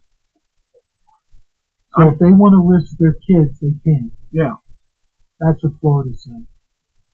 Yeah. I guess I'm good with that. I don't know. I'm conflicted, Mike. I really don't know what to do because I talk to my family members and they tell me that the COVID vaccine does not work. There's no study that said it worked. I had the vaccine and I got COVID, so I'm not a good person to talk to because I got COVID on the vaccine. So. Yeah, but that's not supposed to stop you from getting COVID. It's to stop you from dying. From dying, correct. You didn't get it as bad as you could have gotten. So I'm conflicted. I don't know what I feel because I do believe in parental rights. Right. So I don't know. I just don't. I don't know. I hope we never see another one like this. Oh man, so do I. I never want to be restricted to. I didn't mind being restricted to being alone because I'm a loner anyway. But once I met Christine, I didn't want to be alone necessarily. I didn't mind staying at home though. So as far as that goes, but the thing is, it's a tough thing because none of us really know whether or not, and we don't know where it came from. We only know that we don't know anything. It's just weird. Okay, Donald Trump will sign an executive order rebranding the Defense Department as the Department of War. A title last used in 1947. Department of War will be the agency's secondary title until Congress approves the change. So in other words, you can use it in correspondence. You can talk about it, but it's not official. All official correspondence has to be Department of Defense. Yes. Because only Congress can change the name. Right. So, yeah, still he signed the executive order. We'll see what happens. D.C. Attorney General Brian Schwab sues the Trump administration in an effort to end deployment of the National Guard. We talked a little bit about this. Decision follows judge's ruling this week that the Guard's deployment in California was unlawful. But it is lawful in Washington, D.C. because the federal government Trump is actually in control of Washington, D.C. Okay. It is lawful. That Attorney General will lose that case. Okay. But what I don't understand is why would he want the National Guard out when the National Guard has dropped violent crime by 38%? Right. See, that's what I don't understand. This Attorney General is a Democrat. Again, pro-crime. Right. Sorry. I'm not a Republican, but I'm also not a Democrat. They're pro-crime. Right. Can I tell you? Trump established 2 new holidays. When is the next one? Do you know what the first one was? No. See there. Believe it or not, we've had one already. The first one was on the World War I, I think it was. I'm sorry. World War II. He designated May 8th as Victory Day for the U.S. to commemorate World War II. Earlier this year, President Trump established 2 new holidays. The first one we've already celebrated, so when's the next one? Well, the next one is... Where is it? We won 2 world wars, but we never took credit for it. Everyone else does, Trump said at one time. All over the world, the Allies are celebrating the victory we had for World War II. The only country that doesn't celebrate it is the U.S., and the victory was only accomplished because of us. The first one of those holidays marking the end of World War II was on May 8th. The next one is in a few months on November 11th. That day, of course, is also known as Veterans Day, which became a legal holiday in May 1938 to honor those who fought the American wars and were discharged under conditions that other than dishonorable. So it was initially known as Armistice Day, honored veterans of World War I. It was later named Veterans Day after World War II and honored all U.S. veterans of every war. So Canada also honors their veterans of World War I and World War II on November 11th. So initially he wanted to rename Veterans Day Victory Day for World War I Day. A day later he clarified that Veterans Day would not be renamed, but that the new holiday would honor an additional proclamation. So now we have World War I Day and World War II Day. So, yeah, that's interesting. And then I have the last Donald Trump story I have. Oh, geez, it's after 10 already. Yeah. What happened here? How did we get... What did we use the time up on? I guess maybe when I was looking for that picture. I'll use that picture for next week. Donald Trump was apparently... this is not my saying, this is their saying, was an FBI informant on the Jeffrey Epstein case, according to Mike Johnson. So, oh, wow. I don't know if that's true or not, but it is stated. What do you think? Trump liked Epstein until they were neighbors. And Epstein kept stealing his workers on Mar-a-Lago. And then Trump turned against him. He did turn against Epstein. So whether he was an informant or not, I don't know. But I know that they once liked each other, and then Trump wanted nothing to do with it. The comments come after speculation regarding client list that Pam Bondi said in February was sitting on her desk. The Wall Street Journal reported that Ms. Bondi had informed Mr. Trump that his name had appeared several times on the list, which is understood to have included names of influential figures associated with the sex offender. Epstein was found dead, of course, in August 2019. Yeah, but she didn't have it on her desk. Yeah. It says here, Trump had been friends with Epstein 1990s and early 2000s, has been pictured with disgraced financier, but severed ties with him after an argument at his Mar-a-Lago club in Florida. What Trump is referring to is the hoax that the Democrats are trying to attack him, according to Mr. Johnson. I've talked to him about this many times. He's horrified. It's been misrepresented. He's not saying that what Epstein done is a hoax. It's a terrible, unspeakable evil. He believes that himself. Mr. Johnson said when he first heard the rumor, he kicked him out of Mar-a-Lago, and he was an FBI informant to try to take this stuff down. The controversy is divided among the MAGA camp, and even with loyal supporters of the president, including Steve Bannon and Tucker Carlson, calling for greater transparency. Representative Thomas Massie of Kentucky and Democrat Ro Khanna of California are also campaigning for a discharge petition in the House of Representatives that would force a vote to publicly release the entirety of the government's Epstein case information. Yeah, they keep releasing it piecemeal, but they haven't got it all out yet. Yeah, I don't know what to believe. I don't know what to believe. I think at this point, it's moot. It really doesn't matter. He's the president. Whether or not you like it, he is. So, let me see if there's anything else that's let's see if there's anything else I wanted to say that was. I did have something earmarked. I gotta see if we said it or not.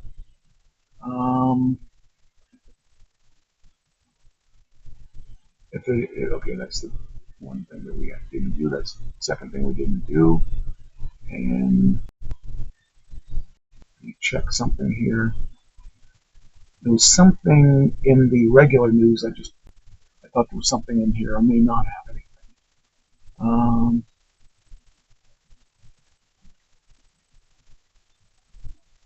This is interesting. Okay, four former Milwaukee hotel workers get probation and time served in a dog pile death. You know what that is? No. Okay. Dog pile death is, okay, let me explain what happened. And then this is, I think you'll agree with me once you hear. I found this really interesting. I was like, what is this? First off, what's a dog pile death? Well, what a dog pile death is, there were four guys beating up one guy, and they piled on. So they call that a dog pile death, I guess. But here's what the deal was. Judge sentenced the four former Milwaukee hotel workers accused of killing a man in a suffocating dog pile to a mix of probation and time served Wednesday, sparing them of any more time behind bars. So Milwaukee County Judge David Swanson handed down the sentences to Devontae Mitchell, June 2024 death during a series of hearings that lasted all day. The orders bring an end to a case that drew comparisons to the 2020 killing of George Floyd. Not quite the same when you hear what was going on. The judge ordered former Hyatt security guard Todd Erickson to serve 2 years in prison, but stayed the sentence and placed him on probation for 2 years. Another former security guard, Brandon Turner, got a year in prison, but Swanson stayed that sentence too and placed him on probation for a year. Former bellhop Herbert Williamson, sentenced to 10 days in jail with credit for 10 days already served. Front desk worker Kevin Johnson Carson was ordered to serve 4 days in jail with credit for 4 days already served. Now, here's the story. According to Eric Johnson and Turner, Erickson, Turner, and Williamson didn't immediately return messages. Johnson Carson's attorney, Robert Johnson, sent an email to the Associated Press that sentence was appropriate given to Johnson. Carson was trying to protect the hotel guests and staff and never intentionally intended to injure Mitchell. According to investigators, Mitchell ran into the Hyatt's lobby and went to the women's bathroom. Two women later told detectives that Mitchell tried to lock them in the bathroom. Turner pulled Mitchell out of the bathroom and together with a guest dragged him out into the lobby. So apparently this guy was probably a sex offender. Dragged him out of the lobby onto the hotel driveway. Turner, Erickson, Williamson, and Johnson Carson struggled with Mitchell before taking him to the ground and piling on top of him. Hotel surveillance video shows Johnson Carson holding Mitchell's legs while Erickson, Turner, and Williamson held down his upper body. They kept him pinned for 8 to 9 minutes. By the time the emergency responders arrived, Mitchell stopped breathing. So, medical examiner ruled his death as homicide, finding that Mitchell's immediate cause of death was suffocation and toxic effects of cocaine and methamphetamine. Yep, so that's why he was in the bathroom, I guess, in the first place. And that's why it took 4 men to hold him down. Yes. So those guys went to jail for limited time, but, still, they went to jail because of this meth head. And the meth head died appropriately. So, I don't know.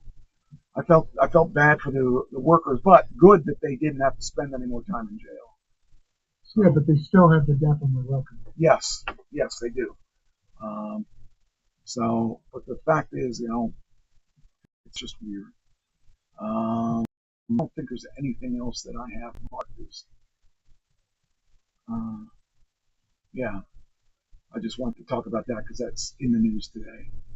So, anyway, all right. I guess we can let it go then. Good show, Mike. Yeah, it was fun. It was educational, and you might learn something if you're not careful. So. Yeah, well, let's not do that all the time. We're going to ruin our reputation. Yeah, really. We like to be the feel-good guys or something. I don't know if I like that term, now that I said it out loud. It sounded better in my head, so, yeah. That happens a lot, and it sounds better in your head than when you say it. Yeah, you're not kidding. Wow. You're not kidding.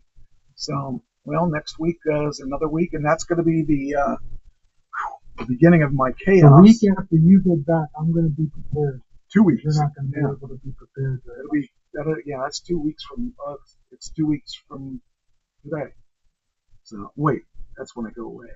3 weeks from today is when I will be so tired I won't even know why I'm awake, or I'll be running on adrenaline. Probably running. Usually after those trips.